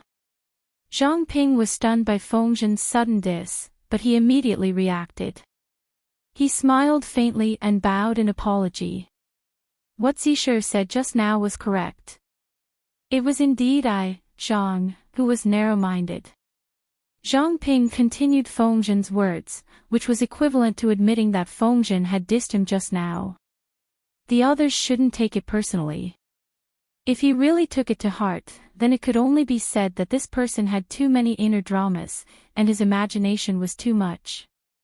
Hearing Zhang Ping admit that he was narrow-minded, the few people's faces burned. They were embarrassed, annoyed, and angry. Feng Zhen and Zhang Ping were putting on a show to humiliate them. It was outrageous. Adhering to the principle of losing but not losing, they faintly understood the essence of the later generation of contrarians. Regardless of the facts, they could argue from any angle. Thus, Feng Zhen heard someone's soft and low voice. She spoke in a low voice that Feng Zhen could definitely hear. Everyone knows that most women are physically weaker than men, but that doesn't exclude the fact that there are female heroes like the Duke of Lanting, who are born with godly strength. They're just a rarity. However, Xiangyang district has hundreds of thousands of people. It's not difficult to pick 15 or 16 women with excellent physical strength. The words of the contrarians were also very meaningful. For example, these two sentences. Flattered Jiang. Jiang affirmed that she was born with divine strength. At the same time, he said that the 16 women in the first group were elites among women. It was normal for them to perform better than the men. They were placed in the first group to perform Ming and Luan. It was probably a secret operation by the Golden Scale Academy to please Duke Lanting, who was also a woman. At the same time, it was also a good sign. If it wasn't for the under-the-table manipulation, how could 15 out of 16 girls get full marks? It was definitely arranged by the Academy to put the most outstanding girls in the first group. He could understand the intentions of the Golden Scale Academy. After all, the operation of the Academy depended on the Lord of Lanting. If the Lord of Lanting was not happy, how could the Academy continue to operate? However, the Academy was a wise and virtuous place after all. How could they be infected with the bad habit of sucking up to those in power? TSK, bowing to power and worldly power is really disgusting. A normal person would not be able to understand the thoughts of a contrarian. They had their own set of perfect logic, and arguing with them was a waste of time. Feng Zhen snorted coldly. Zhang Pingho smiled and comforted him in a low voice, in case Feng Langzi suddenly went crazy and made a fool of himself, ruining the assessment. Seeing that Feng Zhen had stopped talking, a smug smile appeared on the man's face. However, he was soon unable to laugh, because a big shot who was even more stubborn than him had jumped out. Feng Zhu, who had been watching the show, retracted his gaze from the arena and glanced at the contrarian who had just spoken. Despicable people cause too much trouble. Wind. He scolded him in a low voice, telling him not to talk nonsense. Logically, Feng Zhu was not qualified to come today, but he was also a well-known scholar. He had also worked for Huang Song against Jiang. Ji's history in the radiant light was not light in the circle of scholars. He was invited, but he disliked the other scholars for being too noisy, so he found a way to change his seat and came to accompany his elder brother. Faced with his elder brother's scolding, Feng-ju smiled and said, "What are you afraid of? The mouth is on you. Even the Lord of Lanting has no reason to shut his little brother up. Despicable people cause trouble, they can't even say a word or two. How can they do that?" Feng-jun rolled his eyes and probed, how can a despicable person be compared to a famous scholar? A famous scholar is not necessarily a despicable person, and a despicable person is not necessarily a famous scholar. Feng-ju shook his head and said, "Those who have high prestige but are not officials are called famous scholars. Those who write books and write theories are called famous scholars. Those who are open-minded and do not care about trifles are also called famous scholars. Although they are all famous scholars, there are different levels. If it's a third party, they don't have to be a genius or come from a noble family. They just need to drink often, make friends with famous people with wine and rare toys, brag, be familiar with the Lisao, and know 100 or 200 volumes. Then they can be called a famous scholar." The threshold was so low. The people who joined the circle of scholars had different moral standards. It was hard to guarantee that there were no despicable people. Feng-ju's words were not polite. He was just short of pointing at their noses and scolding them. The few scholars were so angry that they jumped up and down. They endured and endured. Under the comfort of their friends, they did not challenge Feng-jun or Feng-ju to a duel. Seeing that they were so angry that they were grinding their teeth, Feng-jun felt happy. He poured a cup of wine and toasted in Feng-ju's direction from afar. Feng-ju smiled and raised his cup in return. The two looked at each other and smiled. They drank the wine in their cups in one go. To this, Dalong Feng. Erlang Feng-jin's feelings were the most complicated. They always felt that Feng-jin and Feng-ju were like tortoises looking at mung beans. They liked each other and did not know what kind of trouble they would cause in the future. These people were shooting their mouths off. Jiang. How could Ji not hear them? Her eyes fell on the drill ground, but her ears perked up to listen to the gossip. The attention of the idle people was also on the students at first, but after watching a few groups of Ming and Luan, the novelty wore off and they began to pay attention to other places. Now, they found that there were people quarreling elsewhere. Tudu Feiqiu, Feng Longzi is a real man, but his words are too strong. Polo Mei Haoqi, little angel Shiheng is the cute one. The way she cooperated with Feng Longzi just now was too spoiled. The host is really something. Little angel Shiheng's appearance rate is too low. As a fan of a small group of idols, she would be moved to tears if she could get candy once every few years. Zhang Ping was one of the 3 giants of the carpentry workshop. He was in charge of logistics, so his appearance rate naturally could not be compared to the frontline personnel who often followed the army. The idle people who were fans of Zhang Ping, Su Ku, and the others were the most pitiful. They could not see their idols for several years, so they could only rely on themselves. For you, a stranger, the world is not straight _ smiley face angle _ meow meow. What is not straight in the world? Spoil what? Wasn't it said a few days ago that little angel Shiheng was no longer single and had a girlfriend? Although passion, gay love, and Ji's love coexisted in this broadcast room, and it was normal to look at people who were gay, but Jiang? The people around Ji were really straight. The prodigal Feng-jin had a big sister complex, and the technical geek Zhang Ping had hooked up with Bai Yuexia. No matter how gay they looked, they were pure colleagues. Seeing that the idle people were about to quarrel again, Feng-ju joined the battlefield and extinguished the budding flame.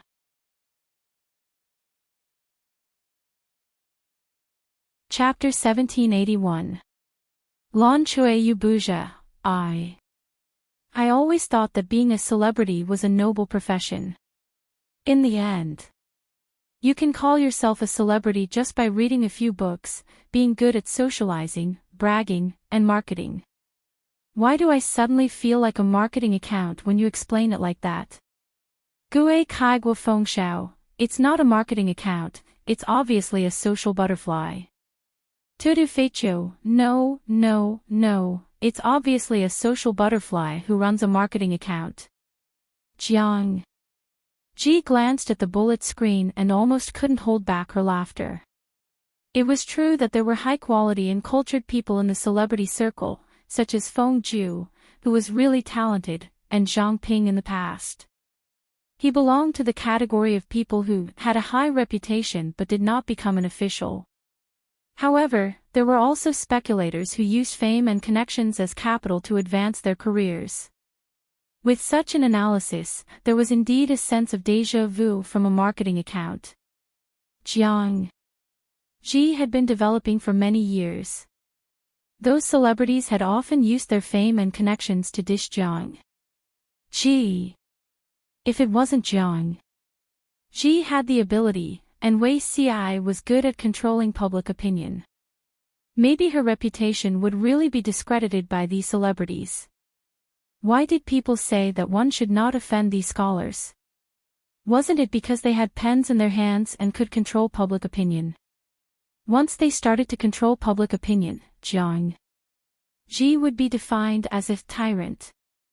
In the future, there would be countless people who would discredit her. Don't look down on these celebrities. It was no joke if they united to discredit a person. Listening to Feng Ju's blunt diss, she suddenly understood why she got along with Feng Ju in Wei Ci's previous life. His temper was really to her liking. If she didn't like it, she would argue back. If she couldn't argue back, she would show her fists. She wouldn't suffer any losses. It was nonsense to say that a gentleman's revenge was never too late. If there was enmity, it was the right way to take revenge on the spot. For example, these girls from the Golden Scale Academy were indeed given to Jiang Ji fought for a breath of air. If the outstanding performance of the first group of 16 girls was a fluke, then the stable and outstanding performance of the next 3 groups of girls made some contrarians speechless. Those girls' outstanding writing skills were obviously hard work. Anyone with a discerning eye could see that. What about those who couldn't tell? Of course, they were blind. However, as a contrarian, he wouldn't admit defeat easily. What was there to be proud of about Ming and Luan's excellent performance? As long as one put in a lot of effort, they would be able to make it look presentable. This did not mean that these girls were really amazing. Sun Lan's hearing was pretty good, and he was one of the first batch to finish the exam. While watching from the side, he could also pay attention to the people in the stands. What are you thinking about? The third group, Feng Yi, had completed the test and was riding over. There was a thin layer of sweat on his forehead, and his jade-like face was dyed red. The way he rode on the back of the horse made him look even more youthful. As the spring breeze blew, his wide sleeves fluttered in the wind, and his hair ribbon fluttered in the wind. This youth's graceful bearing made him a dazzling existence in the crowd. Sun Lan glanced at her friend and smiled. I'm thinking that those people with loose tongues. Do they think their faces are too thick? That it doesn't hurt to hit them? Feng Yi had a puzzled look on her face as she jumped off the horse. She carefully tidied up her appearance and handed the reins to the groom. The groom had to lead the horse away for the next group of students. What talkative person? You mean them? Feng Yi was smart. Even if she didn't hear what the scholars said, she could roughly guess what they were talking about. Sun Lan sighed. The male class lost completely in the horse riding event, but those scholars are still looking for excuses. It makes us even more incompetent. Forcefully maintaining their dignity was the most fatal thing. The senior male students of the Golden Scale Academy had tacitly accepted that they were outclassed in horse riding and archery, but outsiders who didn't understand the situation were still looking for excuses for them. Sun Lan was thin-skinned. The more she listened, the more ashamed she felt. She really wanted to beg them to shut up. Feng Yi smiled. This can't be helped. In their opinion, women are naturally weaker than men. They shouldn't perform so well in horse riding, and archery. Once the facts exceed their expectations, they will naturally find all kinds of excuses to justify their arguments. Unintentionally, Feng Yi understood the nature of the contrarians. Sun Lan said, "But, isn't it known to everyone that the Duke of Lanting met an immortal and was taught a book?" Everyone knew that the Duke of Lanting met an immortal when she was young. The immortal taught her a godly book and taught her how to make up for the 30% yang qi that a woman lacked when she was born. After making up for the lack of yang qi, a woman's physique would be the same as a man's. They couldn't be judged by so-called common sense anymore. Before these celebrities jumped to conclusions, didn't they know about the studies of the girls of the Golden Scale Academy? Regardless of gender, the morning classes were the same. In the afternoon, the men learned horse riding, archery, and swordsmanship, while the women learned needlework, horse riding, archery, and martial arts. The girls learned the same martial arts as the Duke of Lanting. They learned for more than 10 years. If they couldn't fight, then who could?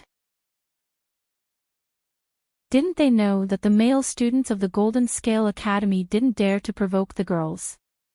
Feng Yi pondered for a while before coming to a conclusion. There will always be people who don't believe in heresy. Sun Lan said, "That makes sense." While they were talking, Feng Yi's results were also out. His Ming and Luan only had 4 points. 4 points. Didn't they say that Feng Zi was all-powerful? Why didn't he cover up his son's shame? The celebrity who was dished by Feng Zhen was proud. Feng Zhen bragged about how outstanding his son was every day, but he only got 4 points. His results were below average. Feng Zhen didn't feel embarrassed.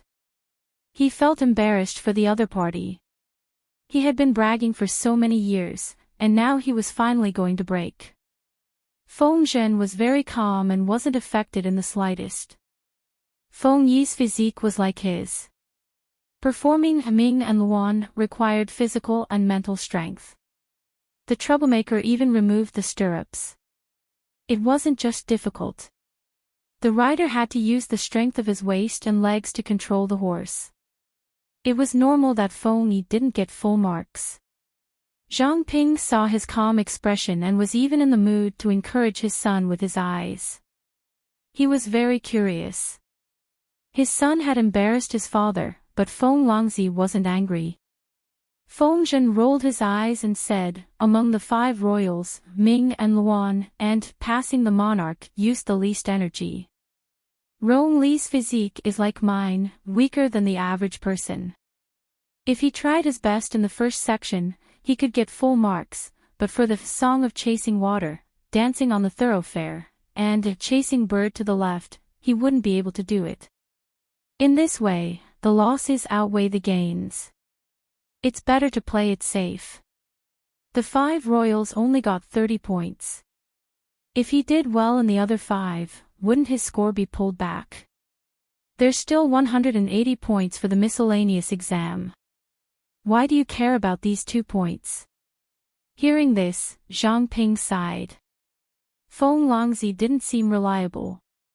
Previously, he'd been complaining about practicing a smurf and not caring about his eldest son, but he saw it more clearly than anyone else. From this aspect, he seemed to be a good example of a good father.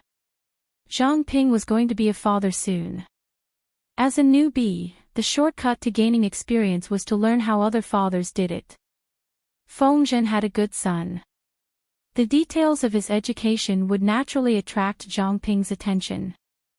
Looking at it this way, there were indeed merits to be gained. Zhang Ping said, hearing Zhi Shi say this, it makes those talkative people even more laughable and lamentable. Feng Zhen smiled and said, "That's true. Otherwise, why would my lord put me in an important position, while they can only jump around?" Smiley face angle _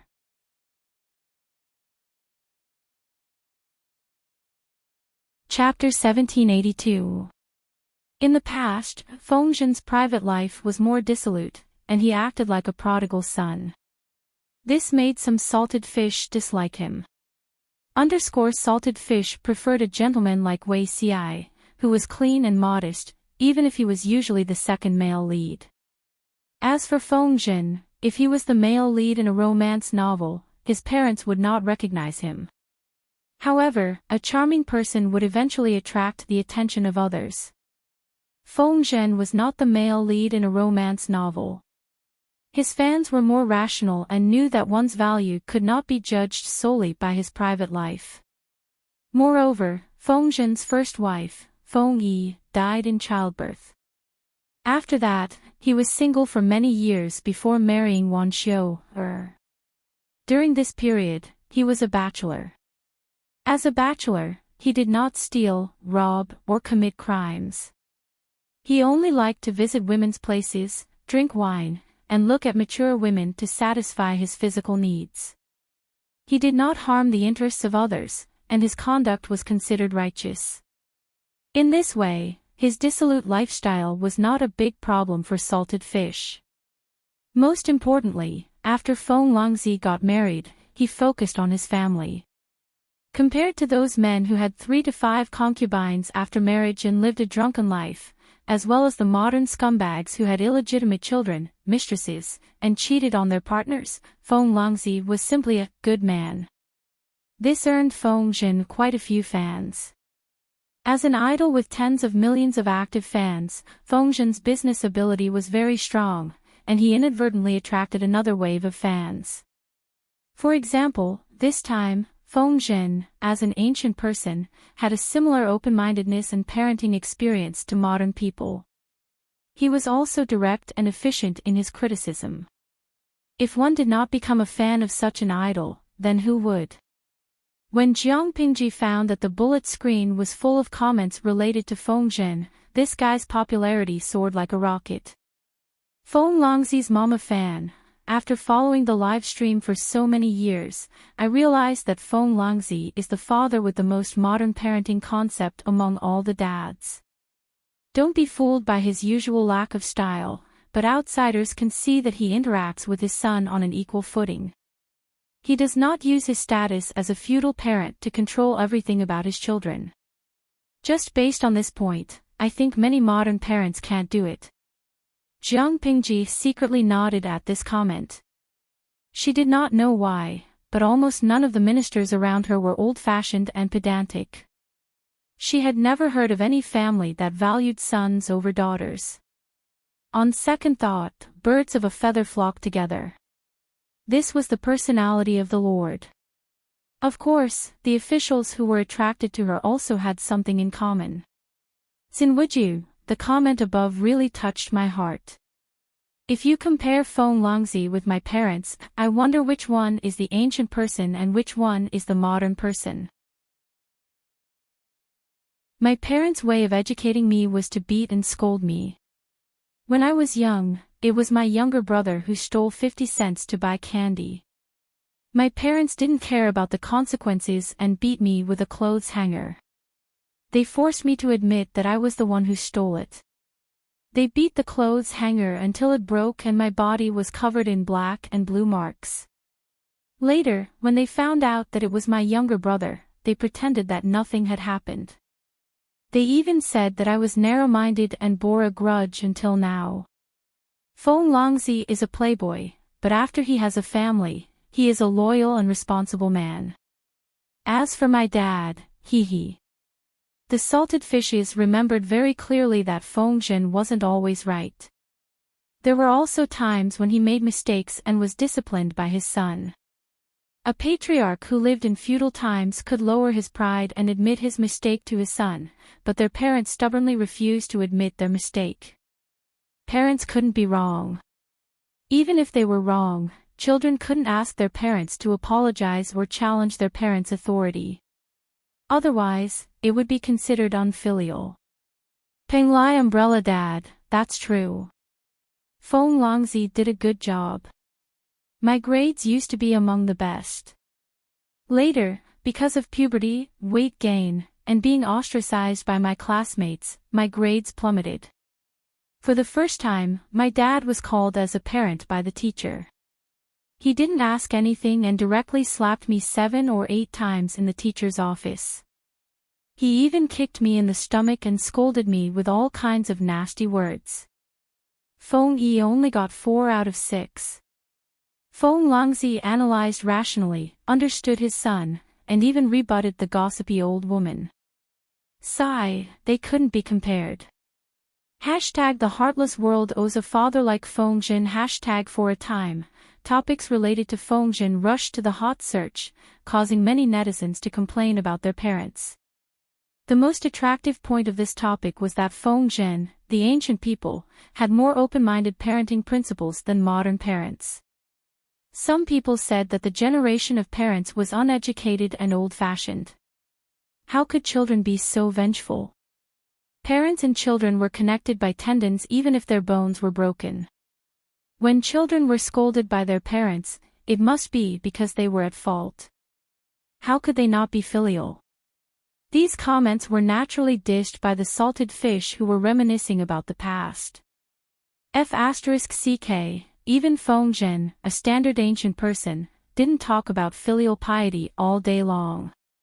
Instead, he said things like, the father is kind and the son is filial, and the father is not kind and the son is not filial.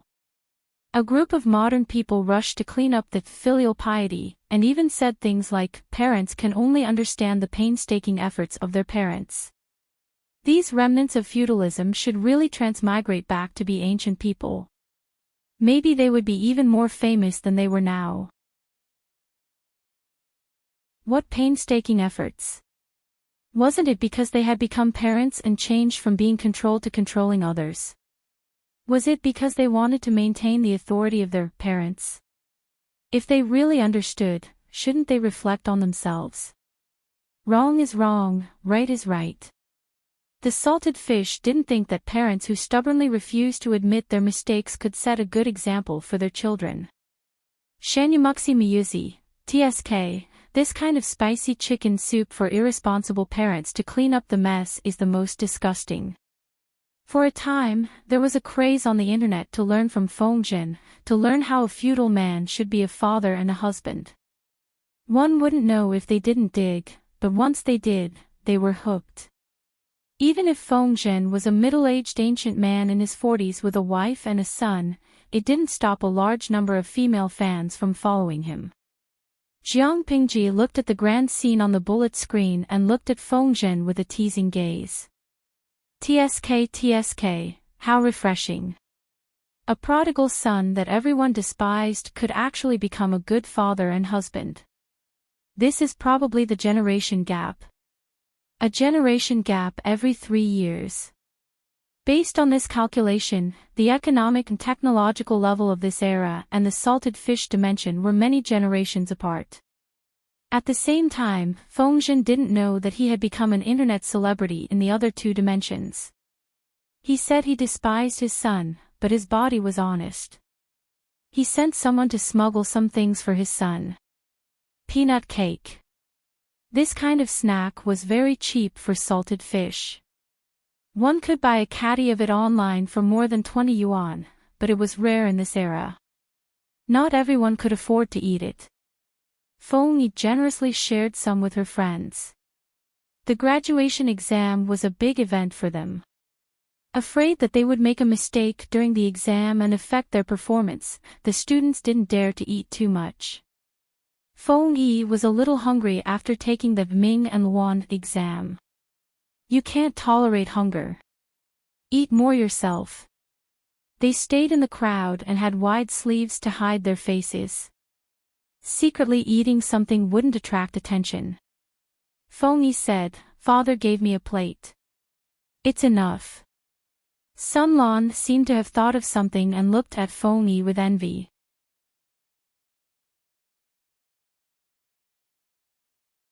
Chapter 1783. After Mingyilwan, it was Song of Chasing Waters. During the performance of Song of Chasing Waters, the rider had to ride the horse steadily on the bumpy road. The grading criteria were similar to Mingyilwan. The drill ground was wide and flat. There was no area suitable for Song of Chasing Waters. Everyone thought that they had to change the venue, but Jiang Pingji had no intention of doing so. She clapped her hands 3 times. The soldiers stationed in the distance tacitly opened up a path. The spectators in the distance couldn't help but stretch their necks. "What's that?" Questions were asked from the crowd. Jiang Pingji said, "The Song of Chasing Waters will be tested on it." When everyone saw it clearly, a celebrity couldn't help but sneer. Is this considered playing to the gallery or being overjoyed? Jiang Pingji had asked someone to move the plot of land there and put it together to form an examination venue. In the eyes of these contrarians, this action was like taking off one's pants and farting. The drill ground could be moved if there was nothing important. They actually spent so much manpower, material resources, and financial resources to move the plot of land here. What a waste! Jiang Pingji had good hearing. She had heard many suffocating remarks made by these contrarians. Salted Fish felt that Jiang Pingji was too naive, but in fact, Jiang Pingji didn't care about them at all. The contrarians were a group of clowns.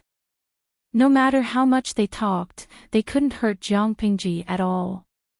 What made the contrarians feel worse than scolding back was ignoring them. They were the third-class celebrities in Feng Ju's words. No matter what they did, their ultimate goal was to accumulate connections and prestige to lay a good foundation for their future career advancement. Since ancient times, there was no lack of celebrities who used this method to advance. The more they scolded those in power, the more they were valued. Firstly, they didn't think that they were contrarians. They were saying things that others didn't dare to say. Secondly, if they became officials and were put in an important position by Jiang Pingji in the future, this old history could be dug up and become a story of the ruler and her ministers forgetting all enmity with a smile. Not only would they step on those in power to increase their prestige and add a layer of golden light, but those in power could also use this to show their magnanimity. However, Jiang Pingji chose to ignore them and let them continue to jump and jump. This was very uncomfortable. Smiley face angle, I really remember that the Lord has good hearing. She definitely heard what those vile people said. Feng Zhen laughed maliciously. The celebrities worked hard to put on a show, but the Lord turned a blind eye. Zhang Ping said, "The Lord is actually not angry." Feng Ju interrupted, "A scholar's tongue can be spared, but not silenced." Wei Xi also said, "The Lord is kind and benevolent, he will not be calculative with them." Taking care of this non-lethal contrarian was not only giving the contrarian too much face, but it was also disgusting. If Jiang Pingji really went online to deal with the trolls, it would provoke the backlash of the scholars and make the trolls even more vicious. Yes, in this era, imperial power wasn't centralized, and it wasn't absolute.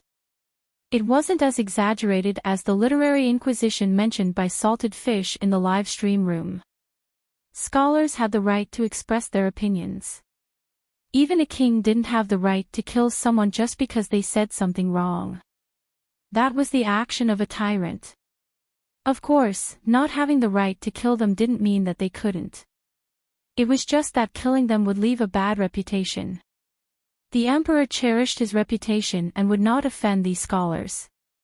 Jiang Pingji was not an emperor, but she was not far from it.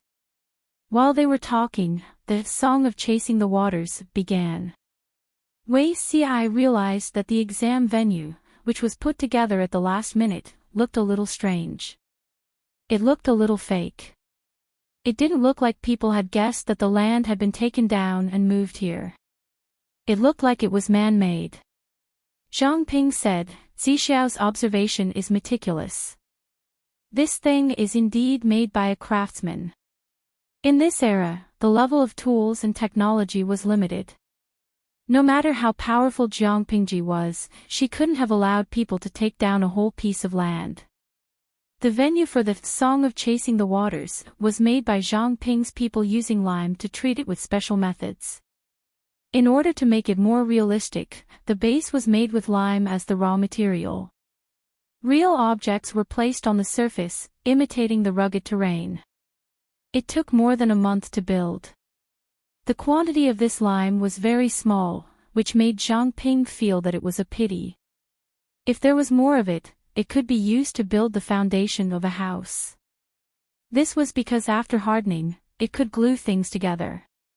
It was strong and hard, so it was a good auxiliary material for building roads and houses. Zhang Ping sighed. If everyone had eyes like Zixiao's, they wouldn't have made a fool out of themselves like that group of people. Wei Xi smiled faintly without saying anything. The Song of Chasing the Waters assessment was also divided into groups of 50 people. Each group was made up of 10 people. The order of going on stage was based on the order of drawing lots in the first round. Sun Lan's performance this time was not bad. She got full marks. Feng Yi's performance also improved. She got 5 points. The girls of the Golden Scale Academy still crushed the boys with a very high percentage of full marks. The faces of the onlookers were livid. They didn't criticize Zhang Pingji's black box operation anymore. They started to ridicule the incompetence of the boys of the Golden Scale Academy. Sun Lan's Song of Chasing the Waters had long finished. When Feng Yi finished the exam and came to rest, he couldn't help but complain to his partner. These scholars are really interesting. If they really think that the Song of Chasing the Waters is easy and can easily get full marks, they should give it a try. They only knew how to stand at the side and criticize. Sun Lan's heart was burning with anger. You upno kano bb. Feng Yi smiled and comforted him. If they want to offend us, let them. Sooner or later, they will suffer. The Master of Lanting obviously wants to put us in an important position. Our classmates' futures will definitely not be bad. It's their business to make so many potential enemies just for a moment of pleasure. Sun Lan was speechless. His partner's words made sense. Feng Yi continued, passing the graduation exam only means that everyone has completed their studies in the academy. It doesn't mean that they have become officials. There is an even more important exam in May.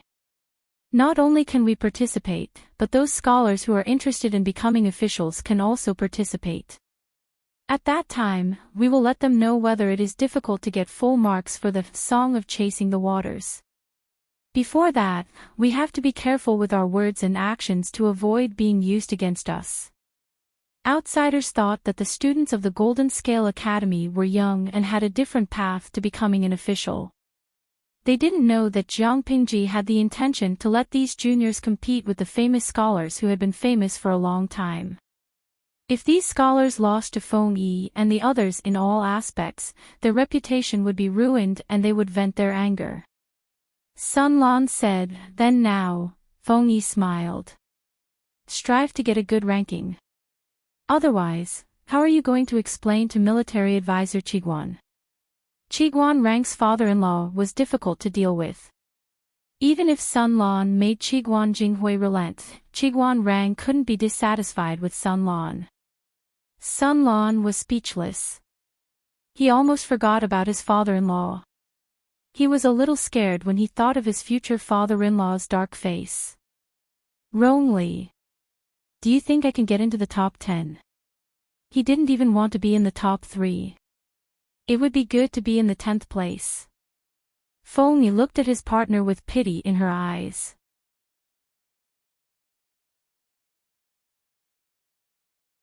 Chapter 1784. The Song of Chasing Water wasn't worth watching, so they didn't pay much attention to it after watching a few sets. Jiang Pingji took the opportunity to daydream for a while, but she could not slack off for the following, passing the Juanbiao. When the student started, salted fish's topic of discussion changed from Feng Zhen to Jiang Pingji. Why? Passing the June's watch was a test of one's writing skills. There was also an element of etiquette in it. Specifically, one had to salute Jiang Pingji. Upon seeing this familiar scene, the salted fishes exploded. Billy Billy animation, if you're not afraid of death, don't you think this is like a military parade? Cafeteria Daffin Auntie, for example, the host said, "Thank you for your hard work," and the students replied, "To serve the Lord." Tutu Fecho, previous post, I've put you on the November list. Juicer, open the door, check the meter, Dongfeng Express. Jiang Pingji didn't quite understand the political situation in salted fish's dimension. She didn't quite understand the underlying meaning of their banter. Salted fish wasn't the only one who was in an uproar. The celebrities couldn't sit still either. They all knew Jiang Pingji's ambition. They knew that all she needed to do was to ascend to the throne and announce it to the world. However, as long as he did not ascend to the peak, he would not be a monarch. It would be unjustifiable for him to accept the greetings of the students of the Golden Scale Academy. However, no one cared about what they were thinking. Feng Zhen and the others were still watching with great interest. When the students performed, passing the monarch watch, they also felt their hearts fill with pride. Especially the girl from the Golden Scale Academy, her eyes were red after she left the stage. Fortunately, I didn't listen to them back then and give up. Now, the bitterness is over and the sweetness is coming. Even if they had independent household registration, even if they had studied for so many years, even if they had martial prowess and talent that others did not dare to underestimate, these girls still felt that it was too unreal. He was afraid that all of this was just an illusion, a beautiful dream that would disappear after he woke up. They grew up in the academy, and most of the girls were not so persistent about marriage. What they were worried about was their own prospects and future. Therefore, a few of them decided to go to the women's camp to develop themselves. Now, their positions varied from high to low, but their prospects were pretty good. Although they were putting their heads on their waistbands, the future was no longer unknown to them. Other than those who went to the military camp, there were also a few who were willing to marry because they liked a stable life. It was good for them to take care of their husbands and raise their children. In the future, when they had sons and daughters, they could also use what they had learned to teach them well. Who knows, they might even be able to cultivate good seedlings that could bring honor to their ancestors. Everyone had their own ambitions, and no one could force them to do so. A married classmate had also said something that was still fresh in his memory. The Duke of Lanting has never married in his 20s. Perhaps he thinks that all women in the world are like him, and let us stay in the academy until this age. However, women couldn't compare to men. How could they afford to drag it out for so many years? Everyone said that the Duke of Lanting intended to help a woman become an official.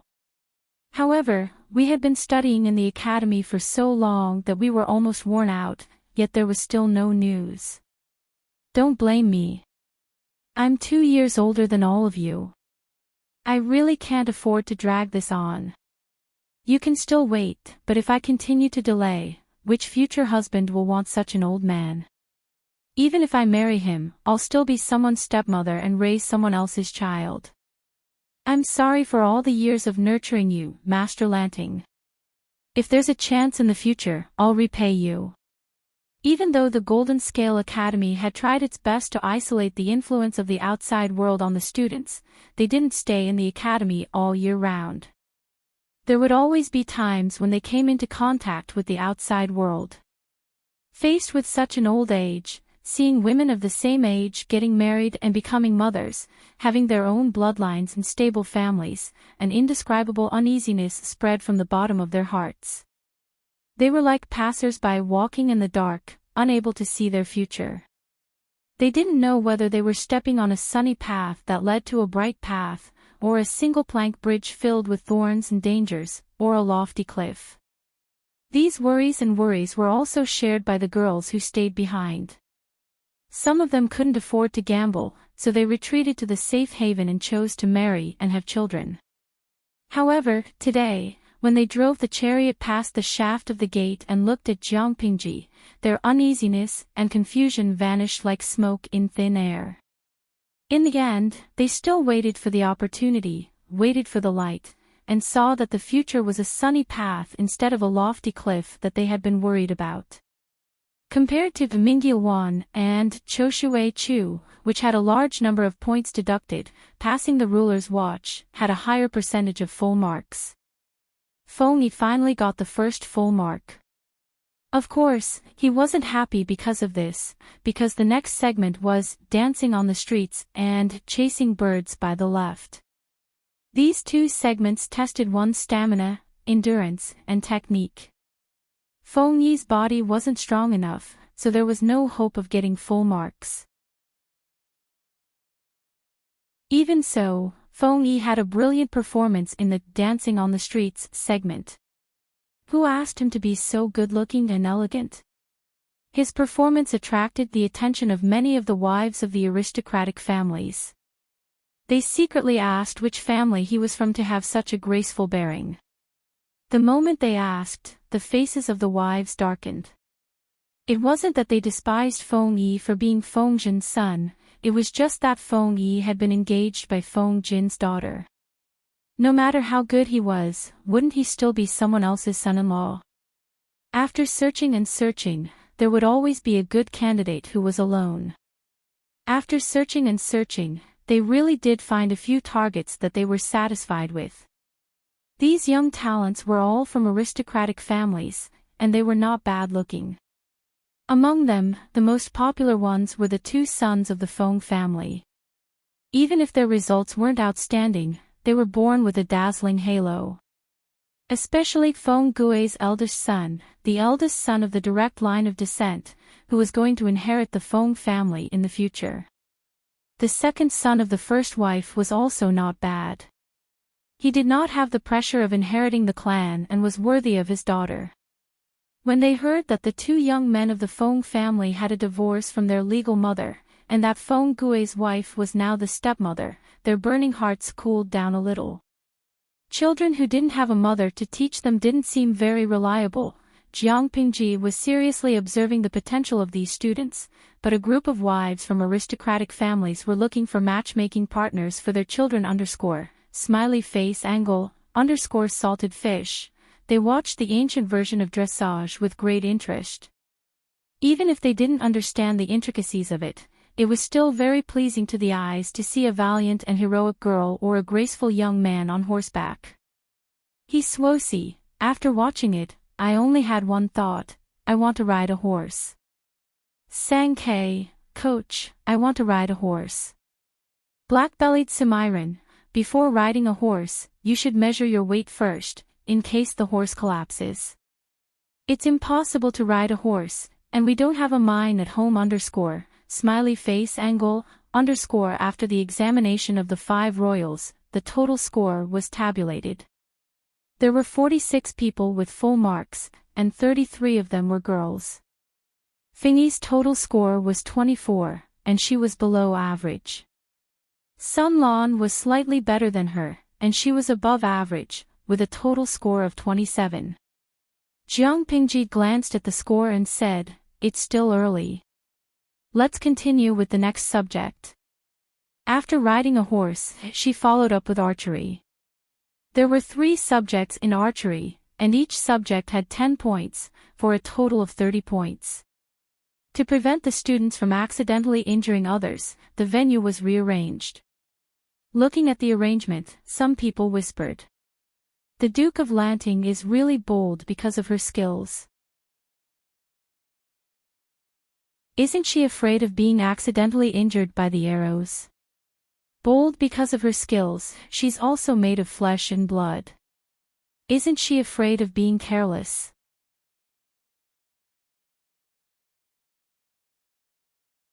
Chapter 1785. No one can hurt me, let alone these immature brats. Jiang. Ji Yunshu secretly rolled her eyes. If it was in the original world, there were only a few people she couldn't beat in a PK. But in this world, a bunch of weak martial artists wanted to touch the hem of her clothes.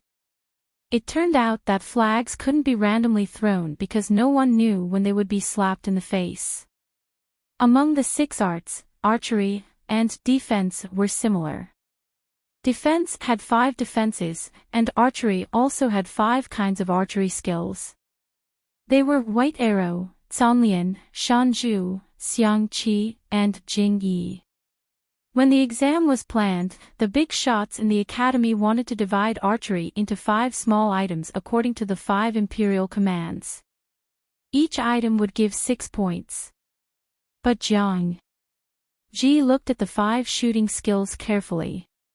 She felt that it was too easy to test the 5 shooting skills. It wasn't challenging and couldn't accurately distinguish the students' shooting skills. The big shots reacted like this. What was the master of Lanting talking about? Didn't she know how difficult it was to control the 5 shooting skills? If the 5 shooting skills were taken as an exam, how difficult would it be to get full marks? If one could get full marks, he could at least be a Dubois in the military. If he fought well, there would be a lot of room for promotion. Why did the master of Lanting say it was as easy as eating and drinking?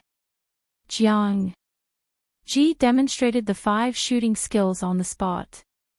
Other than Lu Shi, who had learned archery for 2 months before he turned 12, Jiang Ji didn't have any learning experience. In other words, she was unorthodox, but she could easily complete the 5 shooting skills.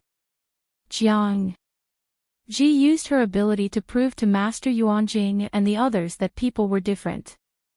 Mastering the 5 shooting skills is the foundation for the students of the Golden Scale Academy.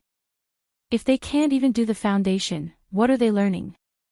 Master Yuanjing also knew Jiang Ji was strict with her students. After some consideration, they cancelled the 5 shooting mode and changed it to 3 shooting.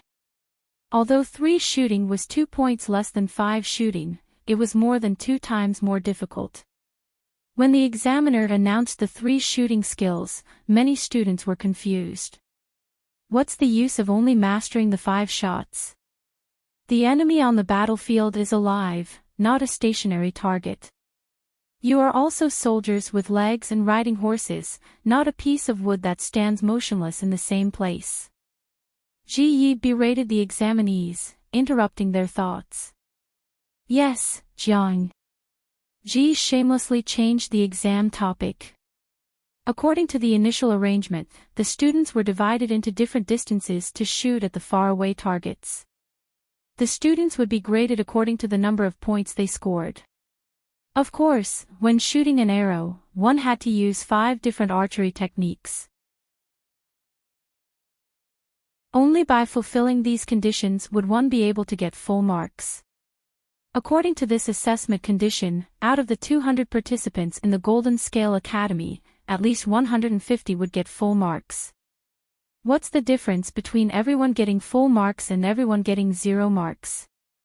Naturally, he had to increase the difficulty of the test and widen the gap between the scores of students with different archery skills. So, Jiang Ji increased the difficulty by a little on the basis of 5 shots _ smiley face angle _ everyone. Is the Duke of Lanting sure that it's only a tiny bit of difficulty? Did the Lord of Lanting misunderstand the 2 words, a little, or did they misunderstand? After listening to the content of the 3 shooting skills, Sun Lan's face turned pale. The girls in the queue also had a serious look on their faces. I feel that, after this assessment, no one will be able to maintain full marks. Was the Lord of Lanting really testing them? Was he really not trying to kill them? Feng said, "There's always someone better than you. Don't be too full of yourself. There are many students with excellent archery skills. What if someone managed to get full marks on the transformative difficulty?" Sun Lan thought of her classmates in the female class and said humbly, "What Rongli said makes sense." The first item was fixed-point target shooting. As long as the arrow didn't miss the target, they could get points. To get full marks, the examinees had to use 3 or more archery techniques. The second item was a moving target. The target was a dozen or so scarecrows. The scarecrows were mounted on a moving pulley. All the vital points on the scarecrows were marked with red circles. Similarly, the examinees had to use 3 or more archery techniques to hit the target to get full marks. The third item was even more ridiculous. The examinees had to move on horseback, and the target changed from a single scarecrow to several different species of scarecrows that moved irregularly. The examinees had to use 3 or more archery techniques to hit the vital points of the scarecrows to get full marks. Jiang Ji saw that the examinees understood the rules, so he announced the start of the test. "They're just a bunch of kids who haven't seen blood on the battlefield or even hunted. How can they get full marks?" The spectators muttered in their hearts. They all agreed that these students couldn't get full marks. Even a sharpshooter from the military camp wouldn't dare to guarantee that he wouldn't lose a single mark in such a harsh test. In the end, when the first examinee got full marks, the chatter immediately died down. "She's really a good seedling. Write down her name. If she can't become an official after this, I'll go to the Lord to ask for her." Jiang Nongqin was also present today. However, she was leading the troops to maintain law and order and protect the Lord. At the same time, she wanted to find good seedlings from the freshmen. The women's battalion had indeed developed rapidly in recent years, but only 50% of the troops were fighting at the front line. The remaining 50% were mainly logistics military doctors. To be honest, this was not conducive for the female soldiers to fight for real power in the army. However, there were no female generals from orthodox families of generals. She could only turn her attention to the students of the Golden Scale Academy. The few girls who left the Golden Scale Academy earlier were also in her camp. Their qualities and strength were obvious to all. The students of the Golden Scale Academy taught them everything. The art of war was also a compulsory subject. The qualities of these girls were not different from those of orthodox families of generals. If the outstanding ones among them were trained well, they might be able to carry the flag of the women's battalion. The assistant general beside her acknowledged her in a low voice and carefully wrote down the names. Compared to the previous 5 Imperials, the number of people who got full marks in this subject was much lower. As of now, 180 people had finished the exam, but only 9 of them got full marks. 7 of them were girls. Jiang Ji Yunshu muttered, "There are still more than 20 people who haven't finished the exam. Maybe 1 or 2 of them can get full marks and make up for double digits." This result also dealt a big blow to many confident students. The remaining students who didn't take the exam were even more stressed. "My shooting skills are still worse than XXX's. He made a mistake and got 25 points. I'll be worse later. I heard that so-and-so in the female class's 5 Imperials was quite outstanding. He also made a mistake and lost points today." The remaining 20 or so students muttered in a low voice while queuing up. At this time, a student noticed that the expression of his classmate beside him was not quite right. "Are you okay? I saw that you were distracted just now. Now your face is even paler. If you're not feeling well, tell the examiner as soon as possible." His classmate's usual results were very good. He was better than him. Even he got 25 points in the 5 Imperials, but his classmate got the bottom. It was not a class at the bottom, but 200 people at the bottom. He only got 19 points. Looking at his distracted and pale face, it should be something wrong with his body that affected his performance. I'm fine. His classmate's eyes wandered, and his voice was a little weak. He said, maybe I ate something bad for breakfast. Don't tell the examiner that if I take the exam, even if I don't perform well, I'll still get points. If I don't take the exam, I'll get 0 points. I don't want to repeat a year. Then I'll let you lean on my shoulder. It'll be your turn later. Take a break first. The students of the Golden Scale Academy had been living and eating together for so many years. Occasionally there would be some conflicts, but overall, they were still united and friendly. Thank you. Not long after, it was his classmate's turn. I wish you success. His classmate's face was deathly pale. He lowered his head slightly, and the corners of his lips curled up weakly. Jiang. Ji took a look at this student's results and frowned slightly. As a student at the bottom, he performed poorly again this time. He only got 11 points in the first 2 rounds.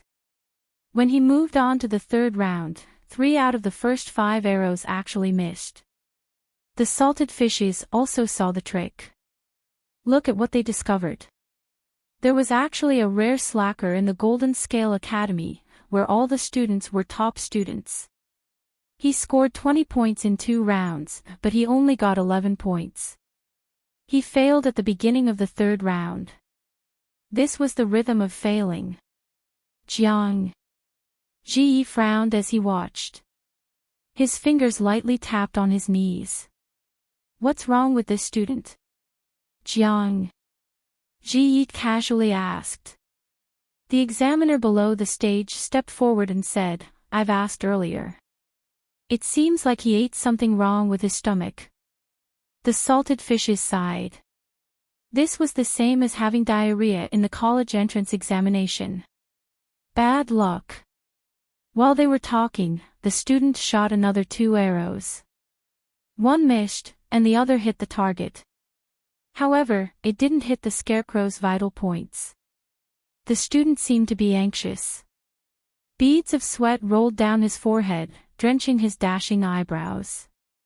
His breathing quickened, as if he had lost his composure due to the consecutive failures. It was rare to see a slacker in the Golden Scale Academy. A group of scholars sneered as they watched the show, giving the student great pressure. Is he trying to shoot 3 arrows at once? Is he trying to use the consecutive shooting technique to win back his points? A scholar noticed the student's action and saw him taking out the remaining 3 arrows from the quiver. His companion beside him said, TSK, he didn't even hit the target earlier. Now he wants to use the consecutive shooting technique to shoot 3 arrows. He's asking to be humiliated. While they were talking, the student suddenly tightened his grip on the horse's belly. The horse under him galloped in pain.